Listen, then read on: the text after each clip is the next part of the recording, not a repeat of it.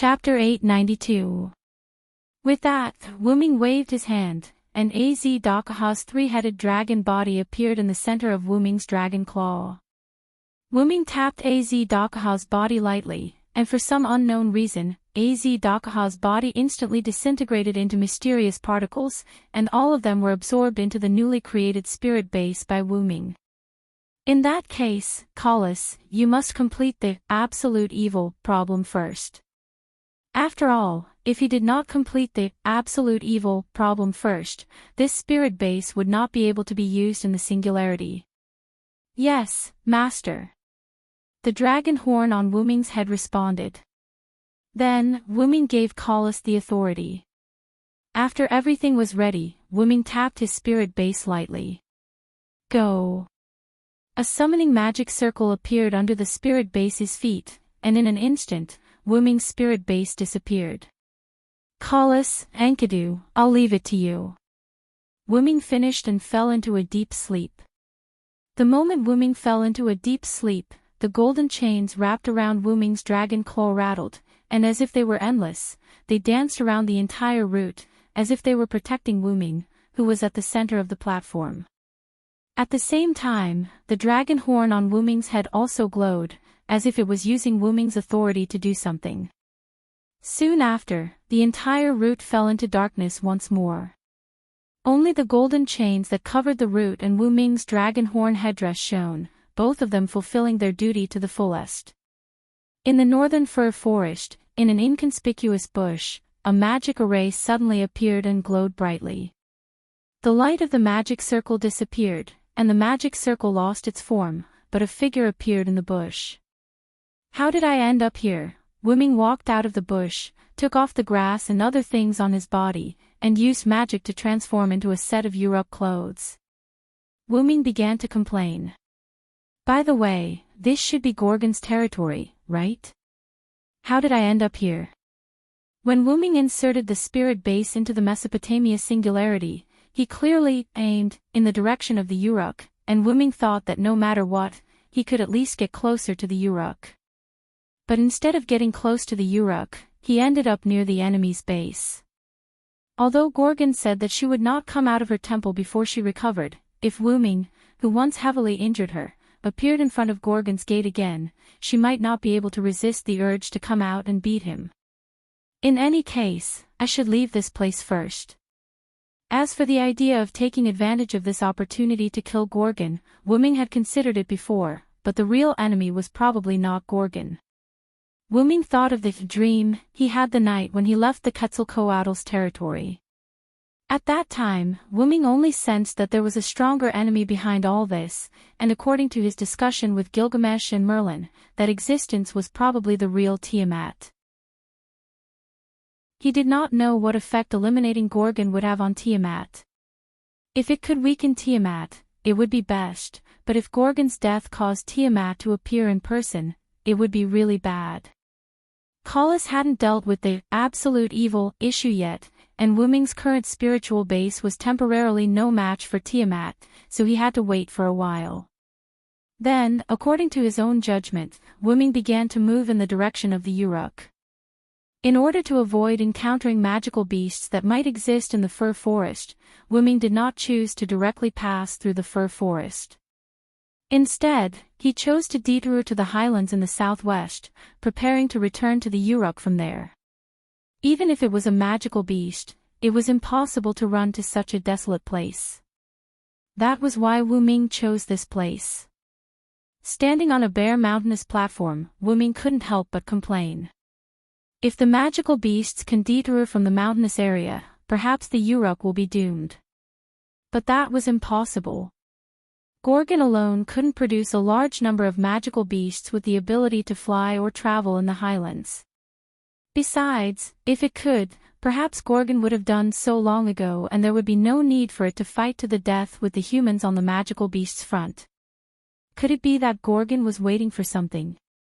In Wuming's opinion, this was too unrealistic. And as a non-human servant, Wuming naturally heard it clearly. Snore. As the growl got closer, Wuming scanned his surroundings. Wuming was standing on a small platform, but even if it was a platform, it was still a highland. Therefore, if there were creatures walking from a low place to a high place, Wuming wouldn't be able to see those creatures with his eyes because of the wide platform. And if those creatures spread to surround them, not to mention ordinary people, even the slightly weaker servants could only wait for death. That's right, Wuming was surrounded. Wuming's mental power clearly transmitted the images of the creatures that were constantly spreading to Wuming's mind. They were some red-haired magical beasts that were more than 2 meters tall and looked like hyenas. Yulidim, eh? Silent's eyes shone with a bright light. The last time he came to this singularity, Wuming saw a magical beast called Yulidim produced by Gorgon, but they seemed to be a lot bigger than the last time I saw them. As mentioned before, these Yulidim were more than 2 meters tall. Roughly speaking, they were more than 2.5 meters tall, close to 3 meters tall. The Yulidim that Wuming saw last time weren't that big, at most, they were more than 2 meters tall. As a result, these Yulidim that appeared in front of Wuming were close to 3 meters tall. I'm afraid that Gorgon is really focused on healing his injuries. Otherwise, how could there be so many Yulidim? At present, only Gorgon didn't go out to heal his injuries and focused on producing enhanced magical beasts could explain why these Yulidim were so big. Are they treating me as prey? Wuming couldn't help but scratch his head. They should be able to realize that Wuming wasn't a human, or they couldn't see the difference in strength between the two sides. It was fine if they couldn't feel the difference in strength, but Wuming was emitting a very dangerous aura at the moment. Magical beasts were also beasts, and their perception of danger wasn't as slow as humans. But even if they felt Wuming's powerful aura, the Yulidim were still quite bold and bravely surrounded Wuming. It seems that there is a leader behind the command. It was precisely because of the existence of a leader that these Yulidim didn't retreat because of Wuming's aura. After all, hyenas relied on numbers to compete with leopards and lions for food. Chapter 893. Unfortunately, at this moment, Wuming was neither an ordinary person nor a weak servant. He was a divine servant with an extremely powerful spirit base index. It could only be said that the leader of Yulidim had found the wrong prey. Wuming would treat them as prey instead. While Wuming was thinking, all the Yulidim climbed up the platform and completely surrounded Wuming. However, these Yulidim did not launch an attack. They just surrounded Wuming as if waiting for something. Then, the earth began to tremble. Boom! Boom! Boom! A behemoth walked up from the mountainous platform. It was a red-haired, golden-haired kobold with a rag around its waist. Because it walked upright, it was much taller than the other Yulidim, and its body was full of muscles. Compared to Wuming, it was like a small giant. Its head was the same as the head of the Yulidim, but this kobold's eyes were blood-red. There were no whites or eyeballs. They were completely blood-red, just like a berserker who had gone berserk from all the killing. The key point was that this kobold exuded a much stronger aura than the other Yulidim. It seemed that this kobold was the leader of these Yulidim. Roar! The kobold roared at Wuming as if it was saying something, but ordinary people could not understand the language of the demonic beasts. However, Wuming unexpectedly understood. The kobold's general idea was more or less like this: I am Yulidim, one of the 11 sons of Tiamat. I am also a son of the Mother Goddess. Why do you betray the Mother Goddess, Lachum? This made Wuming confused. How did he become Lachum? Although Wuming did not know why the kobold called him Lachum, he understood one thing. The kobold walking upright in front of him was different from other mass-produced demonic beasts. It was probably the real Yulidim of the 11 sons of Tiamat. The original Yulidim alone was far more intimidating than the mass-produced Yulidim. If this Yulidim was converted into a servant, it was probably a god-level servant, and a very strong one.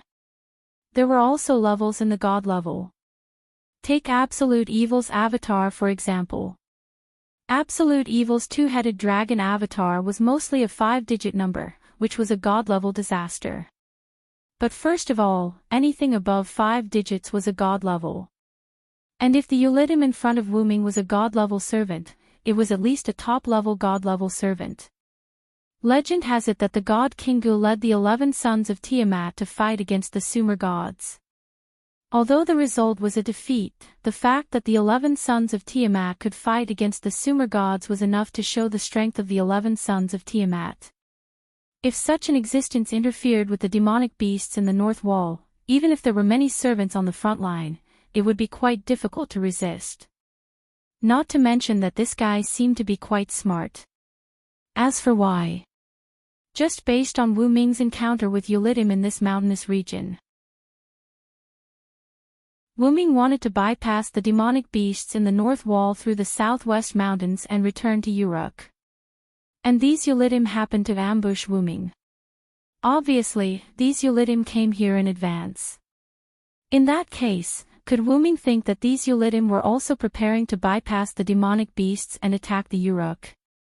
If it was really an irrational demonic beast, it wouldn't choose to go through the mountains. Only in the presence of this Ulidim leader would these Ulidim follow the leader into the mountains. Perhaps it accidentally found Wu Ming coming out of the fir forest, so the kobold Ulidim chose to ambush him. I don't care what Lachim you are. You just want to hunt me. After Wu Ming finished speaking, the kobold Ulidim showed a human-like smile, as if admitting that Wu Ming was right. What a coincidence. I also want to hunt you, Honorable the 11 Sons. Wu Ming said. The distorted golden 7-headed snake staff emerged from the ripples beside him and fell into Wu Ming's palm. Wu Ming's spirit base was Rider, but that didn't stop Wu Ming from acting as a caster. Roar! The original Ulidim roared. Along with Ulidim's roar, the other mass-produced Ulidim rushed toward Wu Ming. At that moment, it was as if a sea of red and yellow was about to devour Wu Ming. Wu Ming didn't panic. He tapped the 7-headed snake staff on the ground gently, and letter-like special runes covered the ground, which were trampled by the charging Ulidim. Crack! With a crack, the Ulidim closest to Wu Ming was instantly frozen. Although the ice was very thick, the frozen Ulidim could be seen clearly. For example, the frozen Ulidim closest to Wu Ming still had a ferocious expression on its face. It was simply lifelike.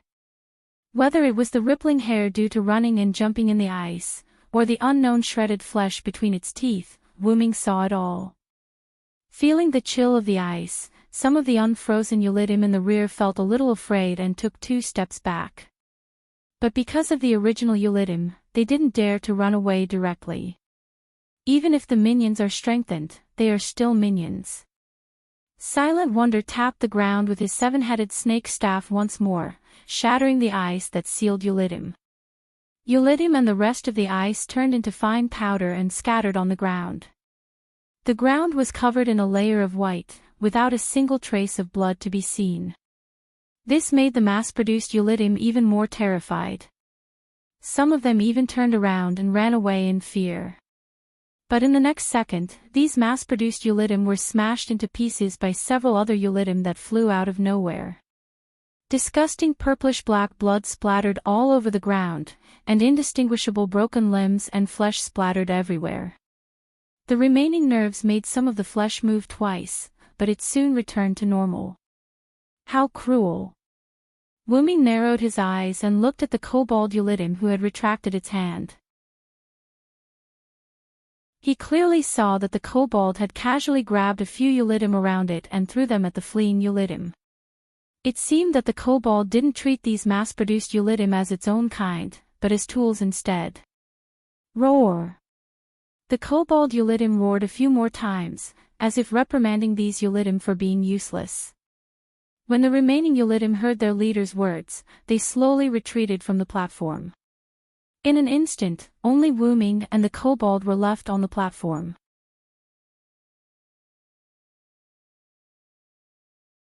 Chapter 894. Does this mean you want to duel me? Wu Ming saw through Ulidim's intentions. It wasn't hard to understand. After all, even if the mass-produced Ulidim rushed forward, it would be useless. As expected of the 11 sons of Tiamat. This guy isn't simple. He has some brains. Wuming thought to himself. Moreover, since he still chose to duel Wuming after seeing Wuming's methods, it meant that he was confident in his own strength. Moreover, he didn't show any mercy when dealing with the mass-produced Ulidim that were scared out of their wits. He didn't even treat the mass-produced Ulidim as his own kind and directly captured them as weapons to kill the few mass-produced Ulidim that tried to escape. In addition, this prototype Ulidim brought the mass-produced Ulidim to the southwest mountains.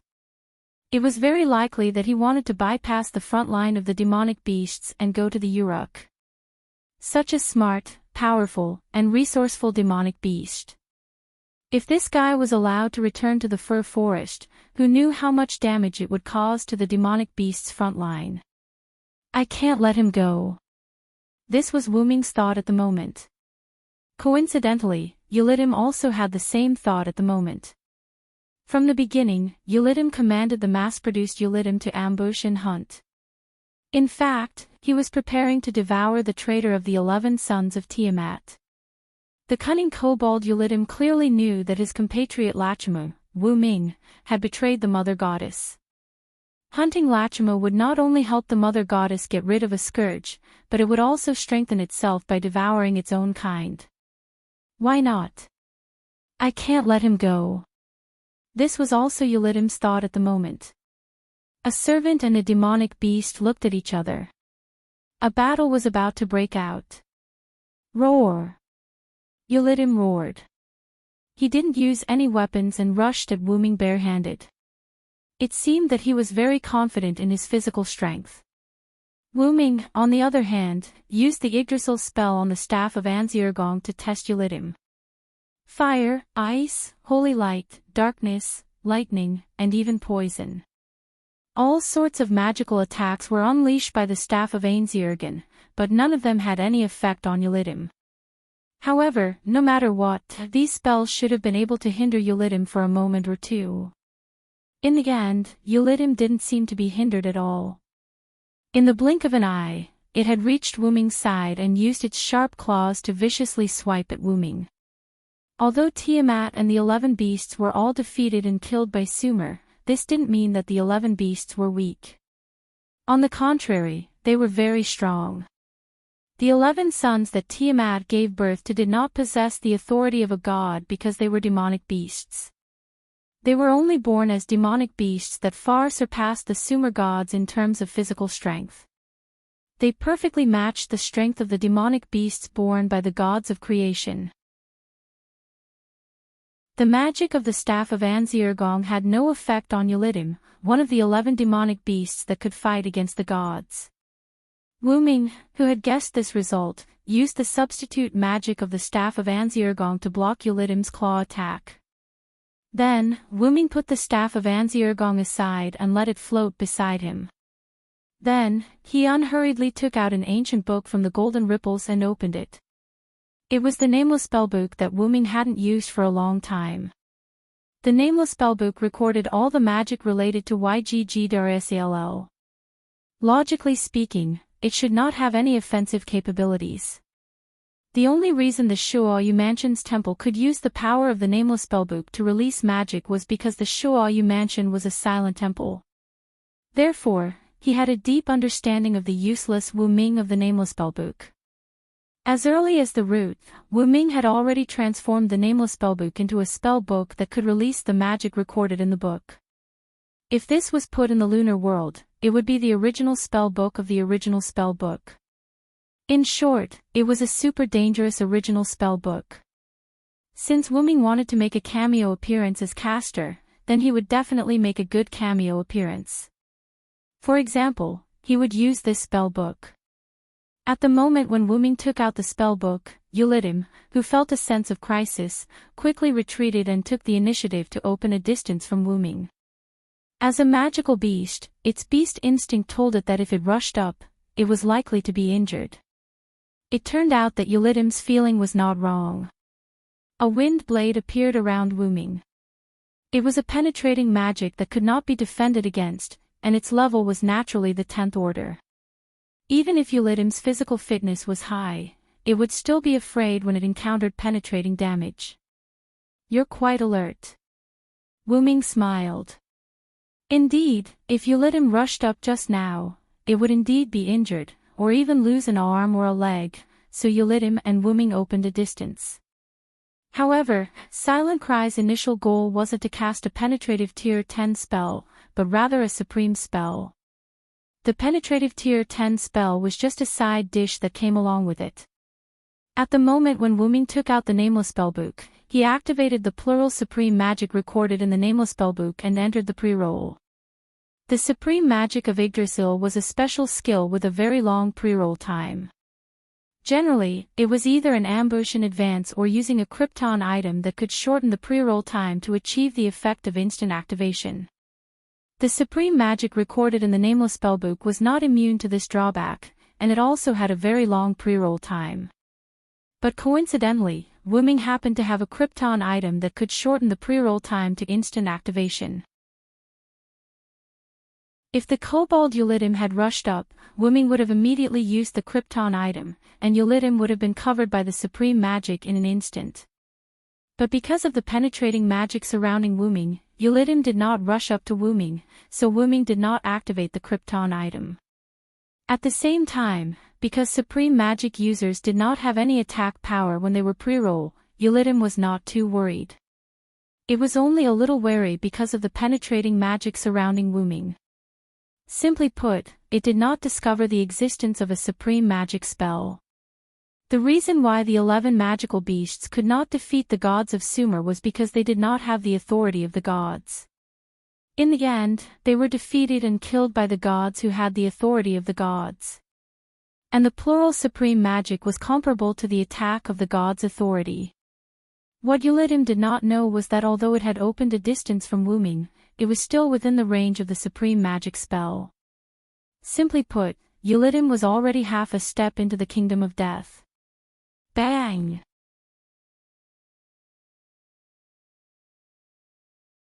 Chapter 895. Wu Ming suddenly crushed the hourglass-like crystal in his hand.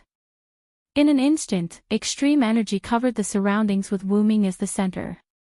Sensing the danger, Eulitim's heart trembled. The other mass-produced Eulitim also fled in all directions, but it was all in vain. The white light of destruction covered them all in an instant. With Wu Ming as the center, a thick pillar of light appeared in the entire southwest mountain region. The pillar shot straight into the sky. The entire Mesopotamia shook as if there was a major earthquake.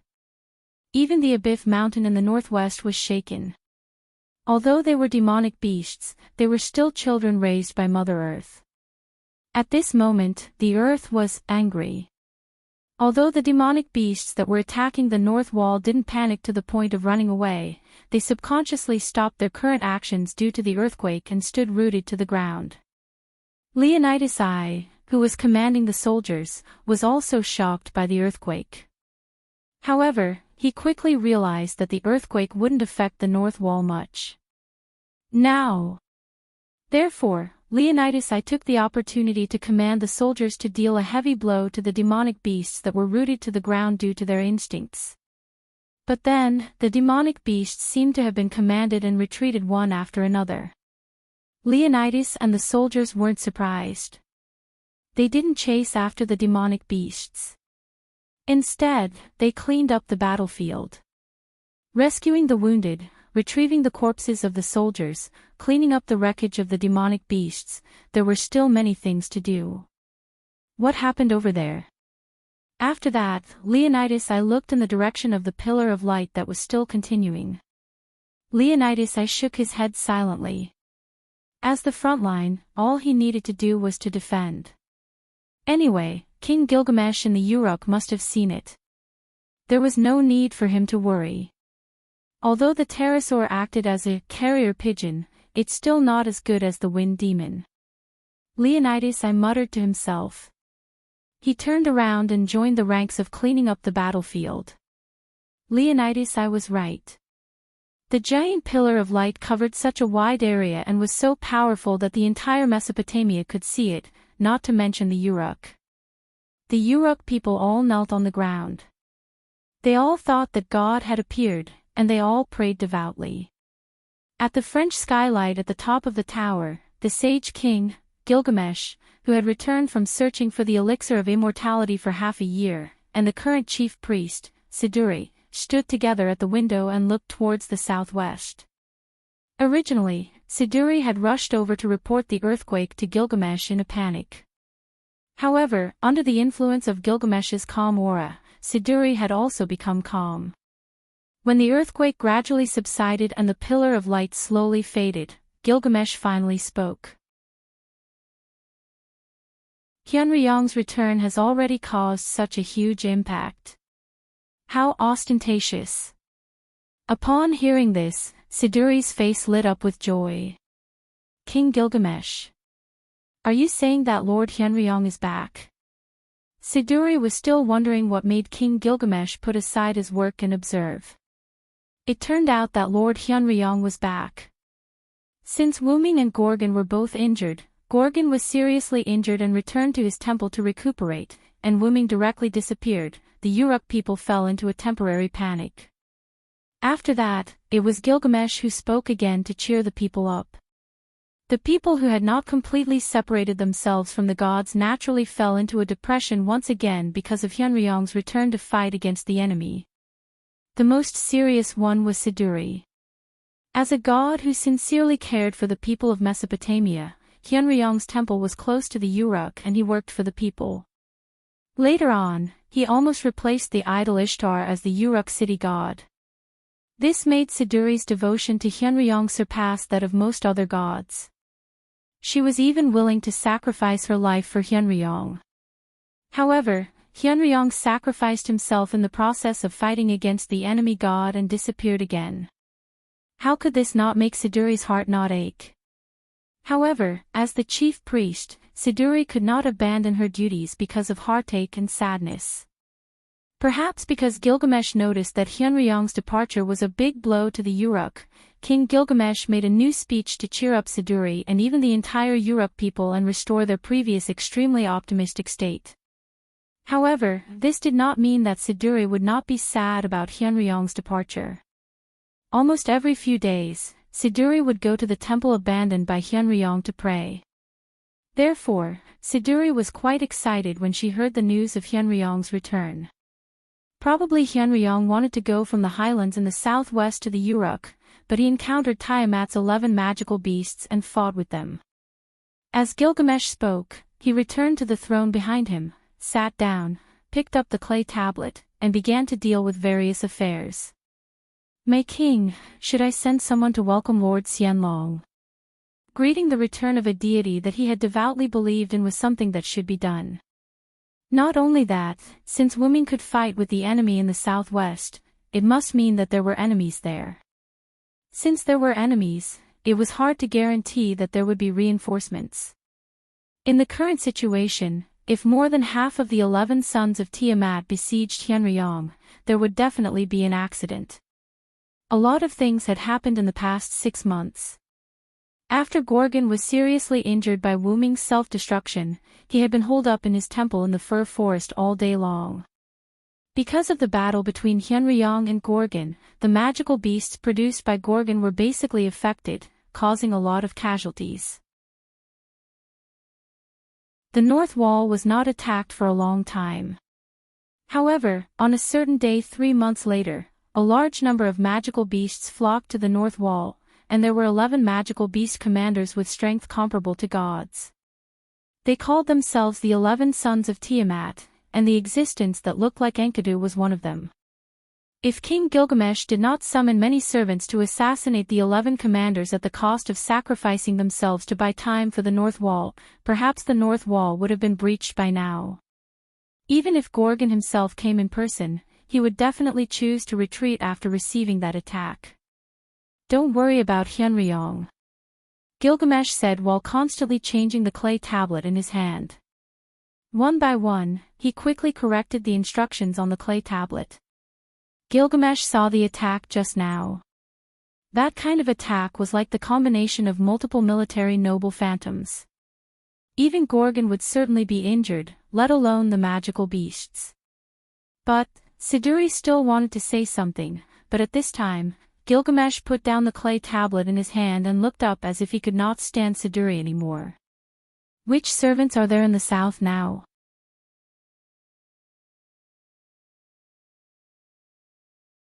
Chapter 896. Siduri's veiled face revealed a hint of joy. Judging from King Gilgamesh's words, did he agree to support and welcome Lord Hyunryong back? Yes, my king. Chaldea has just been sent by my king to the southern jungle to support the feathered serpent god. However, before Siduri could finish her sentence, Gilgamesh instantly interrupted her. Then let Chaldea welcome Hyunryong. Moreover, they have formed a bond with Hyunryong. They are the best candidates. After Gilgamesh finished speaking, he once again picked up the clay tablet with his clawed hand. At this moment, there were still many things waiting for him to deal with in Mesopotamia. He couldn't afford to waste a single second. If he delayed any longer, he wouldn't even have time to sleep. Bond. My king, are you referring to the matter of the master of Chaldea possessing Lord Hyunryong's scale? Siduri clearly remembered that when Merlin brought Chaldea and her party to the Uruk, when they approached the shrine of Hyunryong in the Uruk, the girl took out the scale because it was hot and was coincidentally discovered by Siduri. After seeing that the scale was connected to the shrine, Siduri reported the matter to King Gilgamesh. According to the master of Chaldea, the scale was a gift from a friend who had helped them in other singularities. It was said that it would be useful in this singularity. Siduri still remembered King Gilgamesh's reaction at that time. After learning about this matter, King Gilgamesh did not seem to care.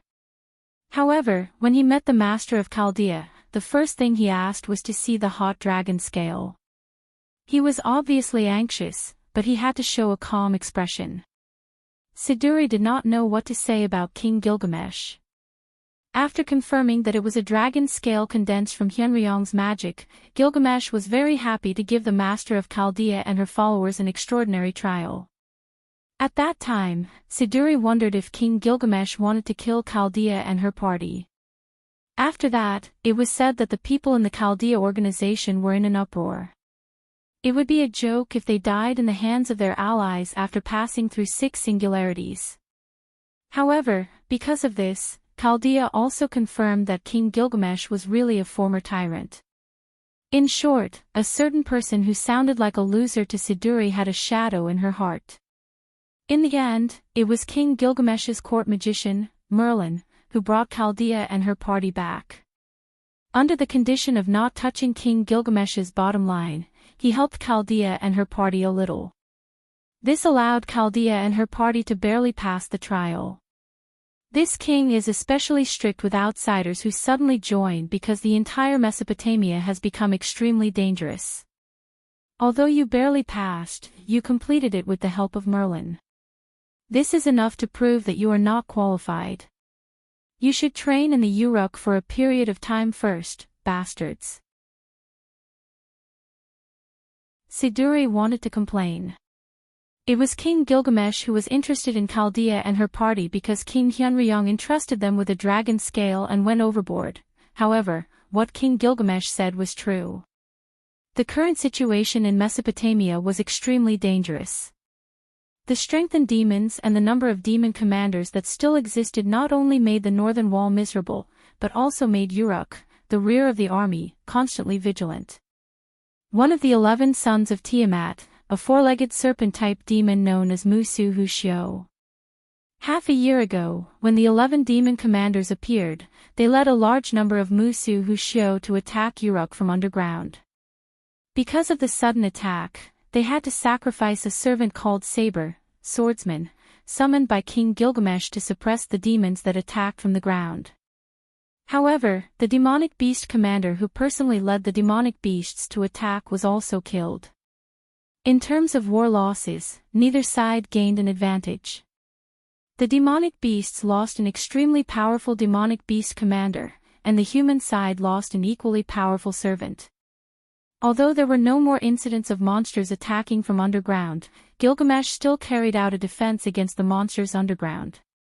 In a very short period of time, he successfully developed a powerful barrier called Nabiston's Tooth and buried it under the Uruk. Not only that, King Gilgamesh also carried out a series of defenses against the sky, the two rivers, the Persian Gulf, and even the highlands in the southwest. Even Siduri had to admit that King Gilgamesh was really a genius. But strangely, since the beginning of Hushio's surprise attack on the Uruk, there were no such monster attacks in the past 6 months.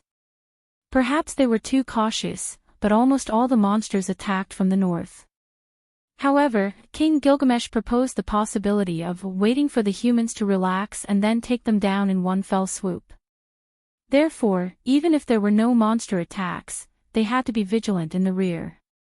Therefore, when Gilgamesh said that the master of Chaldea was not qualified, he was not completely looking for an excuse. There was a certain reason behind it. After that, King Gilgamesh arranged the so-called Chaldean embassy for Chaldea's group in the Uruk. He really let them do a variety of things in the Uruk, such as building walls, weeding, feeding livestock, shearing sheep, removing rats in the sewer, and other things that were quite boring but interesting. The significance of this was that Chaldea's master and her followers had successfully integrated into the Uruk. And just yesterday, after Siduri reported the situation of Chaldea's master to King Gilgamesh received information from the Quetzalcoatl through the small pterosaur. A large number of monsters had been discovered in the southern jungles, and there were even signs of monsters coming ashore from the Persian Gulf.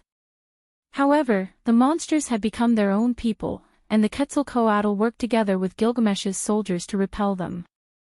Although such a situation was rare, monsters would invade from the southwest jungles and the Persian Gulf from time to time. But since it was related to monsters, the Quetzalcoatl would still report it to Gilgamesh. However, Gilgamesh did not pay much attention to it. After all, monsters did try to invade from the south jungles and the Persian Gulf from time to time. Therefore, after realizing that Chaldea's group had enough time to train, Gilgamesh gave them their first mission, which was to support the Quetzalcoatl in the south. However, Gilgamesh understood one thing at this moment. Through the light beam on the southwest plateau today, he could confirm that the monster commanders seemed to be planning something again. However, when he thought about how they had coincidentally bumped into Wuming, Gilgamesh faintly wanted to laugh. This was the so-called coming at the right time.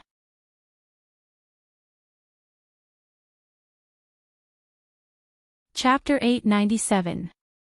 Didn't Merlin and the servant he brought back also go with Chaldea's people? Use the small pterosaur provided by the Quetzalcoatl to convey the news to Merlin, and let him tell the Chaldea's people that after meeting with Hyunryong, they must listen to Hyunryong's instructions just like this king.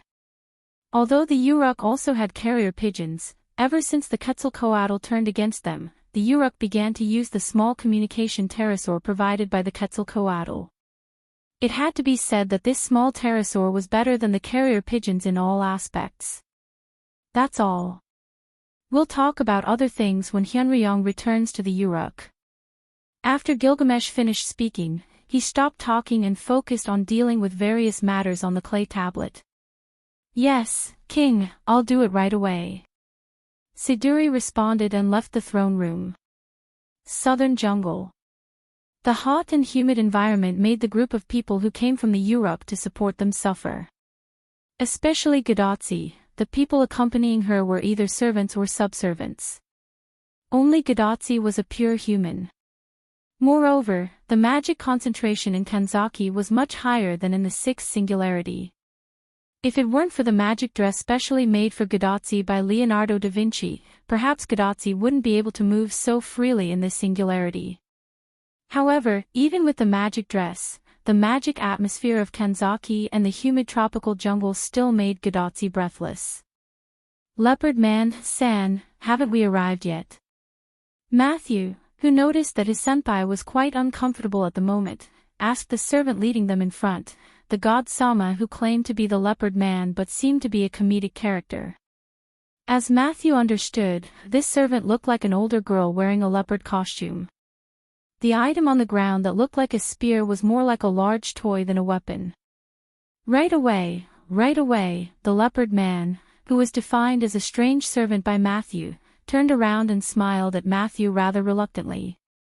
Matthew was already immune to the leopard man's joking because she said this sentence several times. However, Matthew still noticed that the leopard man's expression was slightly depressed at the moment. "Leopard man-san, are you okay?" Matthew, who fully displayed his little personality, asked with concern. "It's okay, how could the leopard man be frightened by the earthquake just now? Ah ha ha ha." There was no doubt that Miss Leopard Man was frightened. That was what Matthew judged. The appearance of the giant pillar of light caused the earthquake, and at that time, they happened to meet the leopard man outside the jungle who was about to lead them. Because the sudden earthquake was very close to the southern jungle, Gadotsi directly fell to the ground. Matthew barely supported his body to protect Gadotsi, so as to prevent the surrounding trees from collapsing and causing harm to Gadotsi. However, it seemed that the earth and trees in Kanagawa were extremely tough, and there were no signs of trees collapsing or the ground cracking. In the end, the leopard people, who had senses that surpassed that of wild beasts, were the ones who received the most severe effects, to the point of being ridiculously severe. The leopard man was so scared that he buried his head in the ground. Although this ostrich-like behavior was worthy of ridicule, what was more worthy of ridicule was that burying one's head in the ground should be more affected by the earthquake. After all, it was the earth that was shaking. In short, after the earthquake ended for some time, the leopard man pulled his head out of the ground in a daze, and he looked like he was about to leave. After that, when the leopard man led the way for them, he looked like he was trembling with fear.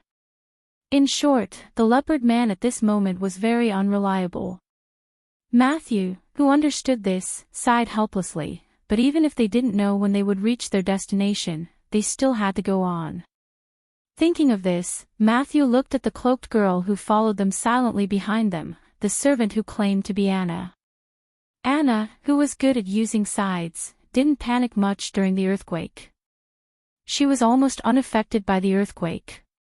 It could only be said that even if she was petite and looked weak, she was still worthy of being called a servant. Subconsciously, Matthew felt that he was still immature. As for the leopard man, Matthew subconsciously ignored her. "Miss Anna, do you know where Merlin went?" Matthew asked Anna. Originally, as a court magician, Merlin should have stayed in the Uruk temple to serve King Gilgamesh, but under King Gilgamesh's order, May, as a court magician, and Anna followed Gadotsi and Matthew to the southern jungle. As for why Matthew asked Anna this, it was entirely because Merlin told Anna to remember to protect the two of them during the earthquake and quickly left. "I don't know, probably he went to the epicenter." Hearing Matthew's question, Anna's purple eyes under the cloak looked at the place where the giant pillar of light appeared before, and no one knew what she was thinking. Seeing this, Matthew also looked at the place where the giant pillar of light appeared before. When Merlin left, he did go in that direction. Probably he really went to investigate the situation. Mr. Merlin is really reliable. Matthew thought so. After that, Matthew saw that Anna didn't answer anymore, so he didn't ask anymore. After all, a good relationship has to be done step by step. On the other side, in the place where the giant pillar of light disappeared, Merlin, unlike Castor, walked quickly in the mountains and jumped to a relatively high mountain. Oh, this is really amazing. Fufu heard the sound of someone wanting to kick someone. Not far from Merlin, there was a huge pit that could be called a basin. This huge pit was the trace of the giant pillar of light. Around the huge pit and even in the center, there was a thick black smoke, but the black smoke was dissipating quickly. If you don't look closely, you won't see it at all. As expected of a Villo, it seems that those magical beasts should have been killed by you. Merlin didn't know who he was talking to, but his tone of praise was a little funny. You mean the kobold? Wuming's figure slowly came out of the smoke. Although he came out of the smoke, Wuming's clothes didn't have the slightest trace of contamination. Merlin judged that Wuming probably wrapped himself with magic to avoid being contaminated by the smoke. But this guy is really strong, worthy of being one of the 11 sons of Tiamat. Merlin, who was looking in the direction of Wuming, slightly widened his eyes. Because behind Wuming, a huge kobold body was following Wuming. No, it wasn't following Wuming. Instead, it was being dragged by Wuming with one hand.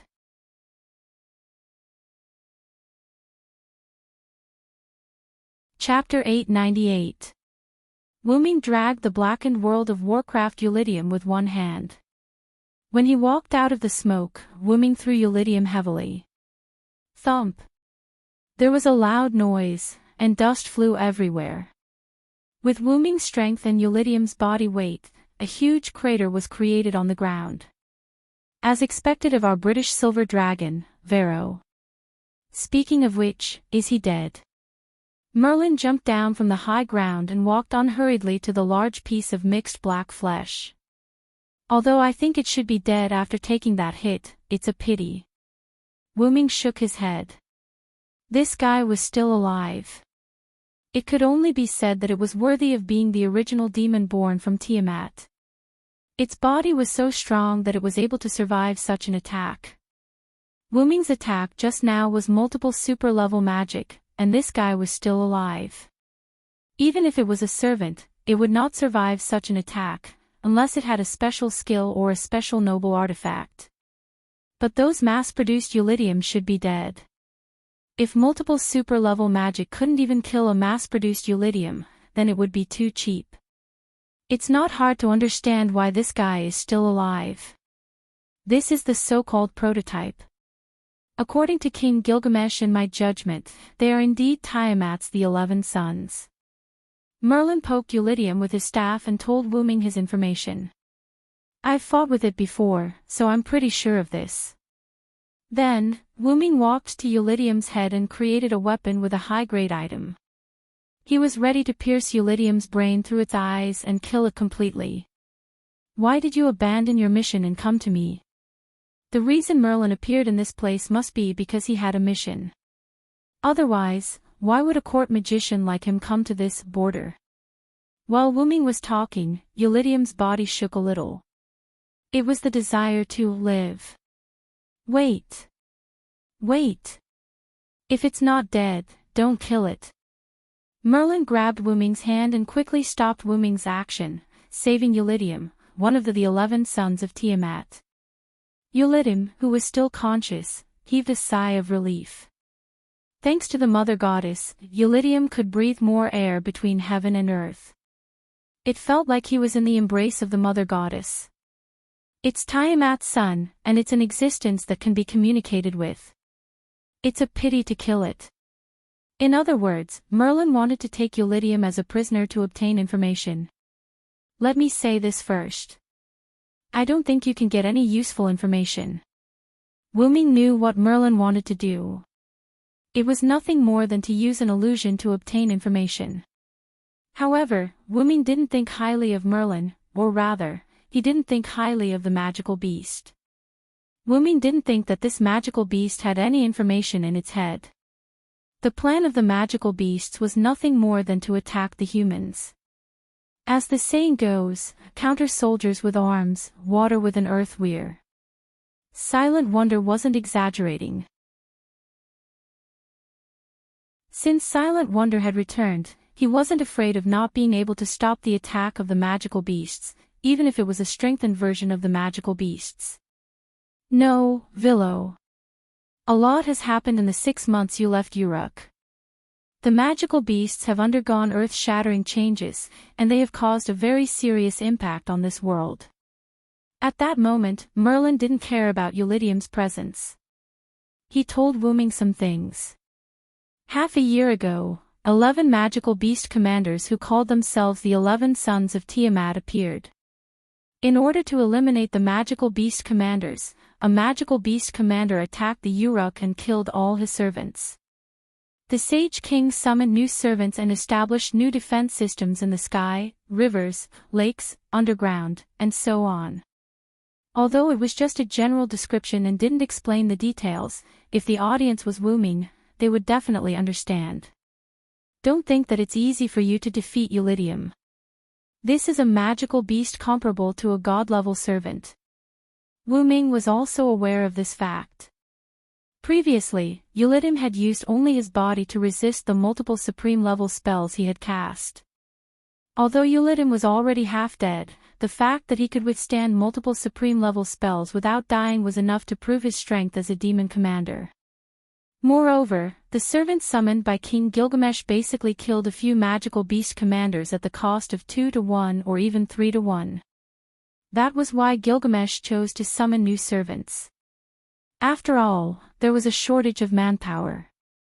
It seemed that the Uruk side was able to eliminate the magical beast commander that attacked the Uruk in a suicidal manner. It could be said that they took a big advantage. However, Wuming said this. I really didn't mean to underestimate the magical beast commander. He didn't underestimate the magical beast commander. This made Merlin feel very helpless, so Merlin continued to explain. Since the magical beast commander has good wisdom, then we can't treat the magical beasts as beasts. Merlin's implication was that they must treat the other side as a country where soldiers are magical beasts. Since they could capture one of the generals alive, naturally, they couldn't kill it easily. They had to squeeze out the last bit of value before killing it. If this kobold Eulidium knew about this, he would definitely call Merlin a monster. Anyway, I didn't mean to refute you. You can do whatever you want. Shrugging his shoulders, Wuming walked to the side and removed the weapon in his hand. The weapon turned into blue magic particles and dissipated. Yes, you've helped me a lot, Merlin nodded with a smile, then walked to the front of Eulidium, who had lost the ability to resist. Then, he gently tapped Eulidium's head with his staff. All right, Eulidium of Warcraft, relax. I'll be gentle. I'll take care of you like a dream. Then, Eulidium fell into an illusion that Wuming could not see. After about a minute or two, Merlin dispelled the hallucinating spell, and the last trace of Eulidium's life force dissipated. What did you do to it? Wuming glanced at the lifeless Eulidium, then looked at Merlin strangely. Ahahaha, nothing, Merlin laughed proudly, which made Wuming speechless. It had to be said that in comparison, Merlin was even more ruthless than Wuming. Anyway, I've already obtained information about the magical beasts. Then, Merlin quietly looked at Wuming. How about it, Villo? Do you want to hear it? Wuming snapped his fingers in response to Merlin. Paw!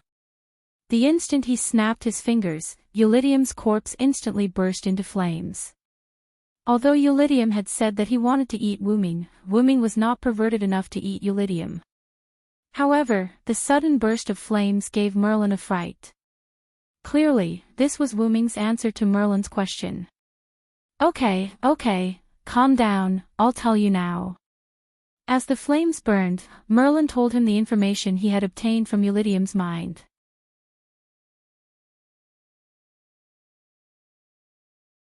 Chapter 899.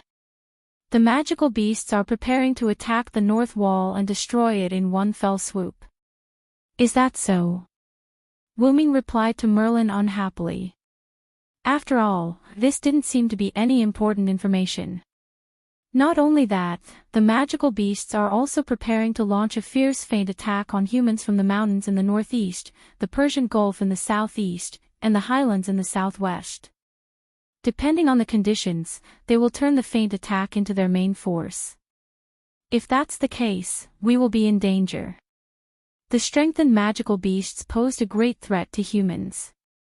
If 2 or 3 people could barely deal with an ordinary magical beast in the past, now it would take nearly 10 people to deal with an ordinary magical beast. Moreover, if it weren't for King Gilgamesh calmly issuing new defense regulations and strengthening the defenses of the North Wall and even other areas, the Uruk wouldn't have been able to hold on for more than half a year. But even so, the North Wall could only barely hold on. It wouldn't be surprising if it was broken through at any time.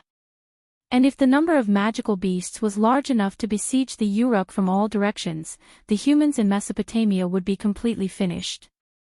Merlin told Wuming about this analysis and also some details about the magical beasts, reminding Wuming not to underestimate them. I see, it's already that serious.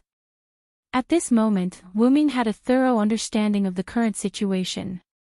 Wuming even wondered if Gydia had made some changes to the last singularity. Then, Wuming realized a problem.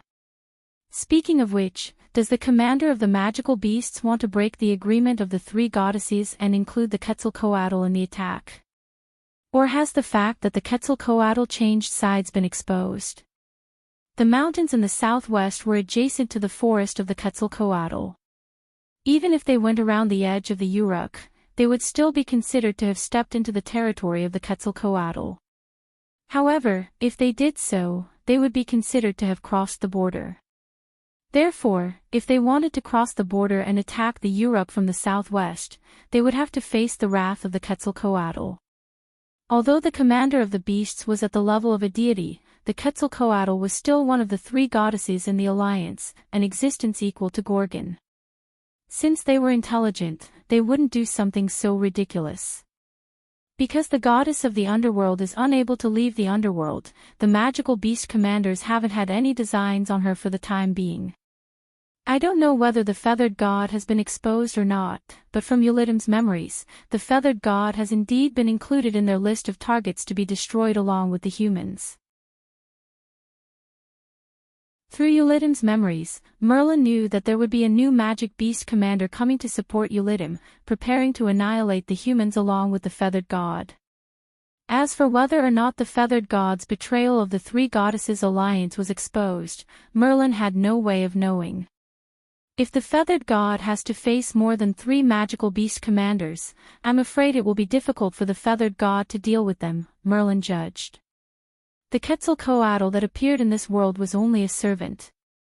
Even if it was a servant at the level of a god, it was still a clone. When facing the 11 sons of Tiamat, it was inevitable that it would not be able to do much.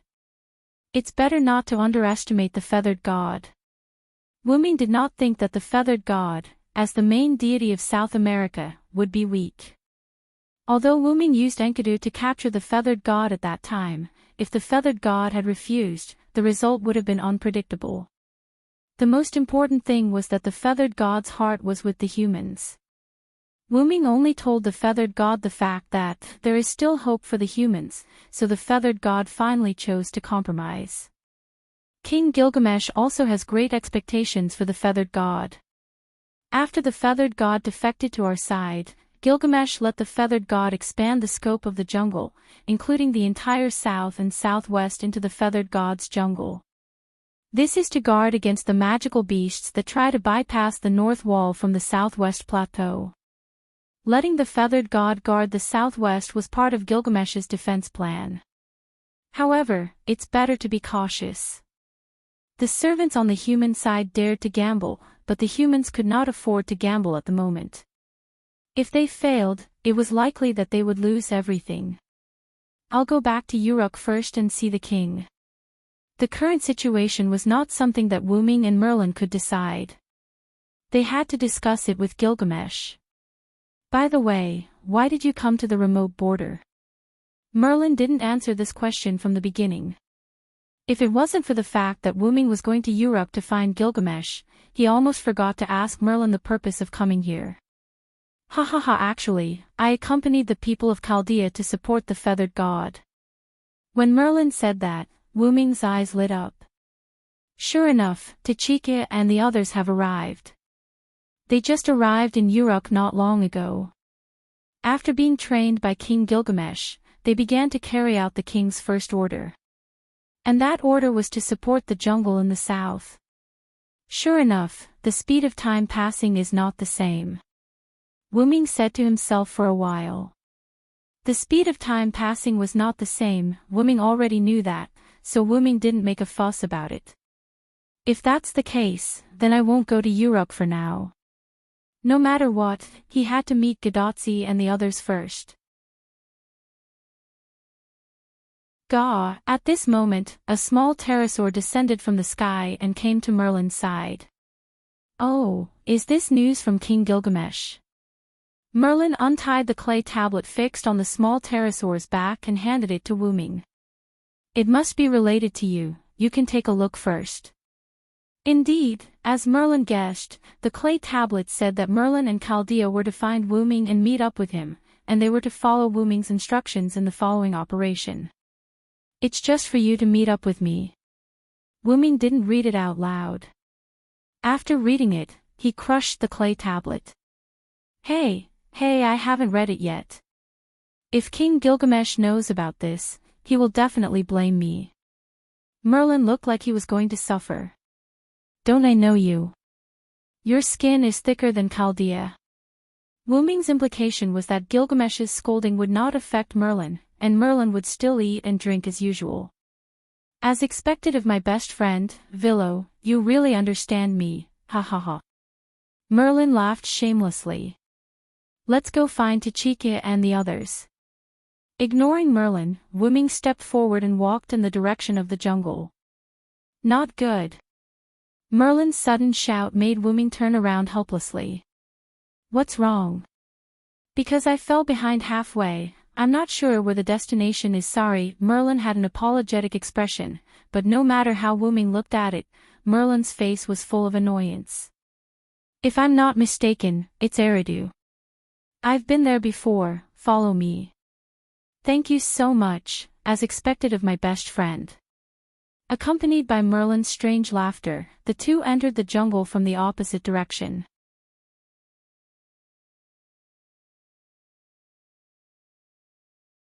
Chapter 900. Oh. So this is Eridu.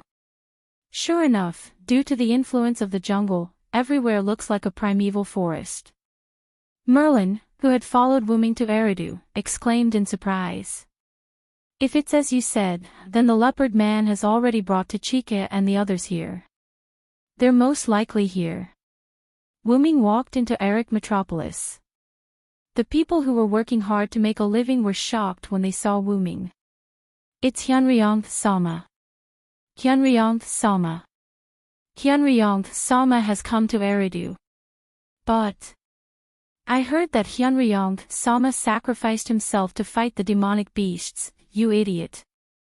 Hyunryong Sama is such a powerful person, how could he sacrifice himself for something like that? I told you that's just a rumor. Hyunryong Sama is standing right in front of us. Hyunryong Sama. Ignoring some of the comments, the people of Eridu knelt down and started praying and cheering for Wuming. Wuming didn't stop the people from praying and cheering. Or rather, he couldn't stop them at all. This was the end of the gods' era, but the end of the gods' era was still in the gods' era. Stopping the people from praying, supporting, and cheering for the gods was the same as killing them. Therefore, Wuming didn't try to stop them. After all, everything had to be done step by step. Even if the gods' era was about to disappear, it was still the same. Wuming nodded at the people who were praying and cheering. He quickly left the place where the people were praying and headed towards the feathered serpent god's temple. You're so popular here, Merlin, who had also caught up with them, said in surprise as he walked beside Wuming. Although Wuming was well liked in Mesopotamia as a Hyunryong, the humans in Idu treated Wuming a little too well. After all, I was the one who pulled the Quetzalcoatl into the alliance. Only then did the Quetzalcoatl promise not to terrorize Eric Metropolis and UR. They must be very grateful to me for that. Wuming did not think much of it. However, it was precisely because the Quetzalcoatl was no longer terrorizing them that Gilgamesh was relieved to let the Quetzalcoatl manage the southern cities temporarily. Ha ha ha. In that case, the feathered serpent god will become your stepping stone. Wuming only smiled at Merlin's debauchery. Be careful, the feathered serpent god might hear you and give you a wrestling combo. At that moment, Merlin put away his smile and became serious, which was rare for him. However, it was not because Merlin was afraid of the feathered serpent god's wrestling combo, but because Gadotsi and the others appeared. Assassin Senior Villo. Gadotsi and Mashu looked at Wuming in surprise. They fell into a state of shock. Long time no see, Tachika, Matthew. After leaving the residential area of Idu, Wuming, Merlin, Gadotsi, and Matthew went to the special house that the leopard man prepared in advance for Gadotsi and the others near the temple of the feathered serpent god. They sat around a stone square table. Originally, Gadotsi and Matthew were resting here, but the people working near the temple bustled toward the city center, and while running, they said, Hyunryong-sama is here. After that, the two, who were not familiar with Hyunryong, learned from Roman that Hyunryong was the most mysterious and powerful god among the Sumer gods. Hyunryong should also be a servant. I detected a very dense mana source here, which is probably emitted by Hyunryong. According to my judgment, Hyunryong is probably one of us. The two, who were a little interested in Hyunryong, and Roman proposed to meet this one of us, so Gadotsi and Matthew went out of the house to see what Hyunryong looked like. As a result, they didn't see Hyunryong, but they saw an acquaintance. At this moment, Gadotsi, who was in a good mood, took the initiative to ask a question, regardless of whether Hyunryong was Hyunryong or not. Assassin, did you come here to help us? How did you come to this singularity? Matthew was also quite curious about this. The Winterwood singularity aside, the American singularity appeared because of Queen Maeve who held the Holy Grail. And Wuming could appear in the Middle East singularity probably because he should be the same as Bedivere.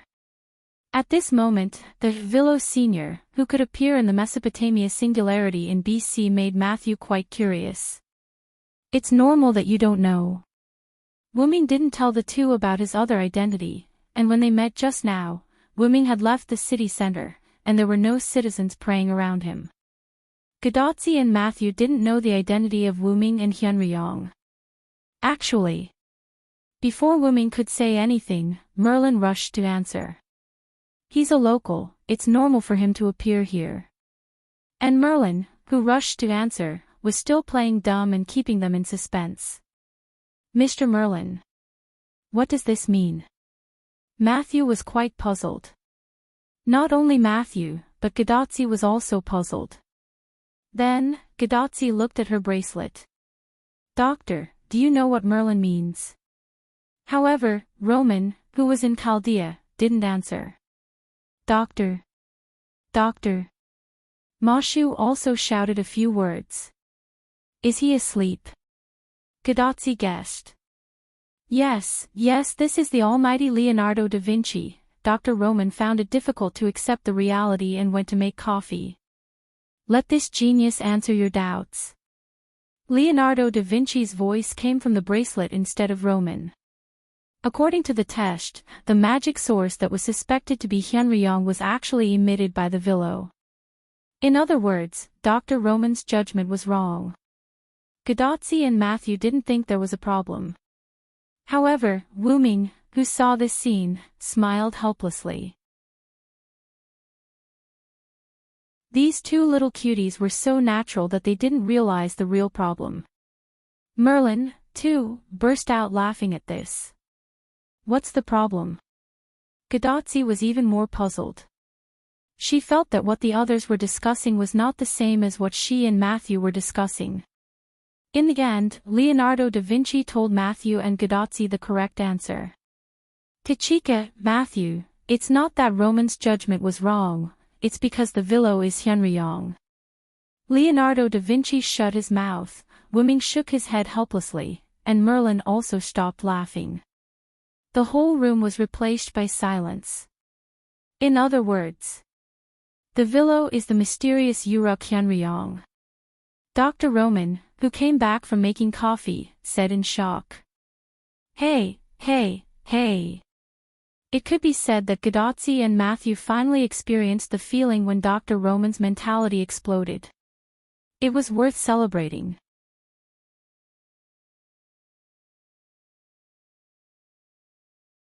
Chapter 901. I'm sorry, I'm really a Yuruk Hyunryong. I'm really sorry that I didn't tell you before, Wuming said apologetically. However, Wuming couldn't be blamed. It wasn't something worth bragging about.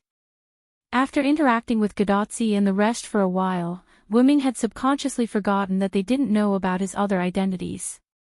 Wuming had fully proved this point in the American and Middle Eastern singularities. Hyunryong is the most mysterious existence in the Sumer pantheon. He is so mysterious that his real name hasn't been passed down. Only Hyunryong, which is similar to a title, exists. This has led to a lot of rumors about Hyunryong's real name. There are even rumors that Hyunryong is the son of Tiamat, Ramu. Roman, who had returned to his seat, began to explain to everyone the information about Hyunryong recorded in Chaldea. Personally, I don't agree that Hyunryong is the magical beast Ramu born by Tiamat, but I'm more inclined to believe that Hyunryong is the son of Tiamat. Roman's voice kept coming from Gadotsi's bracelet.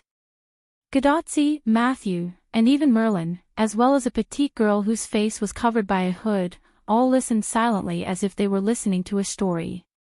According to the records of mythology, Hyunryong was once feared and respected by powerful gods such as Godin, wind god Enlil, and water god Anki. Because Hyunryong's shrine was located in Uruk, even the position of the Uruk city god was occupied by Hyunryong during the late period of the god's era. Wuming, who was listening by the side, had a strange and awkward feeling. Moreover, these sayings were definitely, absolutely, definitely made up by later generations. He had clearly left before Gilgamesh found the elixir of immortality, and he had no intention of competing with Ishtar for the position of the Uruk city god. Many people think that Hyunryong was treated so politely by the gods because of his noble birth. Only the son of Tiamat could be respected by Godin. In addition, Hyunryong did not pass down his real name. Therefore, some people think that Hyunryong's true form should be Tiamat's son, Ramu. But, Doctor, I remember that there are two Ramu, right? Matthew had doubts about this. Indeed, as Matthew said, there are two existences named Ramu in Mesopotamia. One is Ramu, who was also the son of Tiamat, and gave birth to Godin and wind god Enlil. The other is Ramu, one of the 11 magical beasts that Tiamat gave birth to. However, these are just rumors, and the credibility is not high. Looking at Gadotsi and Matthew nodding like students in class, Wuming felt more than a little embarrassed. Not only were they rumors, but they were also completely fabricated by the later generations. Wuming did not interrupt Roman's scientific explanation. He just kept complaining in his heart. Although it is unknown when Hyunryong appeared in the eyes of the people, the period when Hyunryong faded from the eyes of the people was the period when King Gilgamesh was in power. That was the period when the gods gradually disappeared and the era of the gods gradually declined. According to the records, Hyunryong personally destroyed his own temple, hoping that humans would walk the path of breaking away from the gods. Although there were gods who agreed to the separation of humans and gods, their intentions were not strong. Hyunryong could be said to be the only god who took the initiative to strongly advocate for the separation of humans and gods. Wuming nodded silently. Although there was some content in this statement that was fabricated by the later generations, it was generally not much different from Wuming's thoughts. Wuming, who was an outsider, was included in the Sumer divine system. But even so, he was still not a god of Mesopotamia. Wuming, who had strong modern thinking, naturally advocated the separation of humans and gods. Therefore, although Hyunryong was revered by the other gods, there were not many who interacted with him. Hyunryong spent more time with humans, especially the hero King Gilgamesh. It was said that Gilgamesh was taken care of by Hyunryong when he was young. The relationship between the two could be said that Hyunryong was Gilgamesh's adoptive father. Wuming took care of the female Gilgamesh in the parallel world. Although that was the case, after the adjustment of the suppression force, as long as it was a world with the shape of the moon, regardless of whether it was a parallel world or not, there would be myths related to Hyunryong in Mesopotamia. Logically speaking, before Wuming came to this singularity, he had no contact with this male Gilgamesh. But whenever Wuming communicated with him, he felt a sense of familiarity, as if he had really taken care of this singularity before. Senior Vilo is actually King Gilgamesh's adoptive father. Matthew, who understood this, was quite surprised. As for why he was surprised, he was naturally surprised by the sense of strangeness in it. The great silver dragon of Britain, the first knight of the Round Table, was actually the adoptive father of the most ancient hero King Gilgamesh in Mesopotamia. How could it not be strange? Roman also sighed helplessly. The legend of Vilo Saransword, a knight of the Round Table, is that of a dragon who transformed into a human. Now it seems that this is not a legend but a fact. Probably Hyunryong went to ancient Britain after leaving Mesopotamia. This was the only explanation at present. Why don't we ask Assassin? Isn't he right in front of us? Gadotzi looked curiously at Wuming, who was sitting in the most inconspicuous position.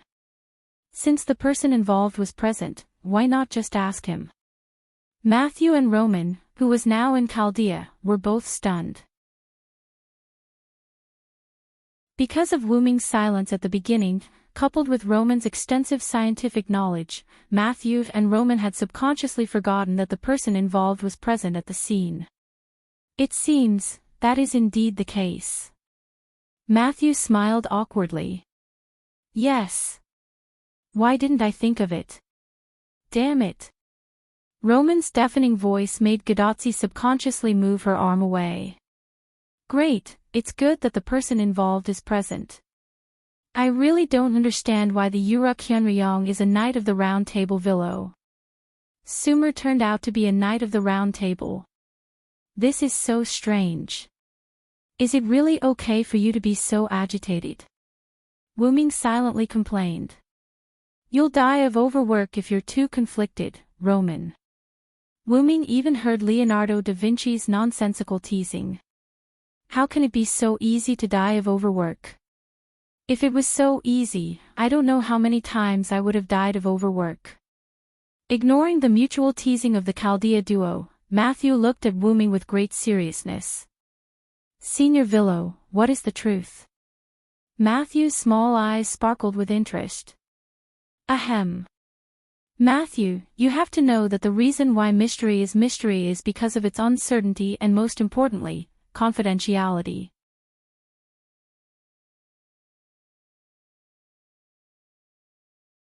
Chapter 902.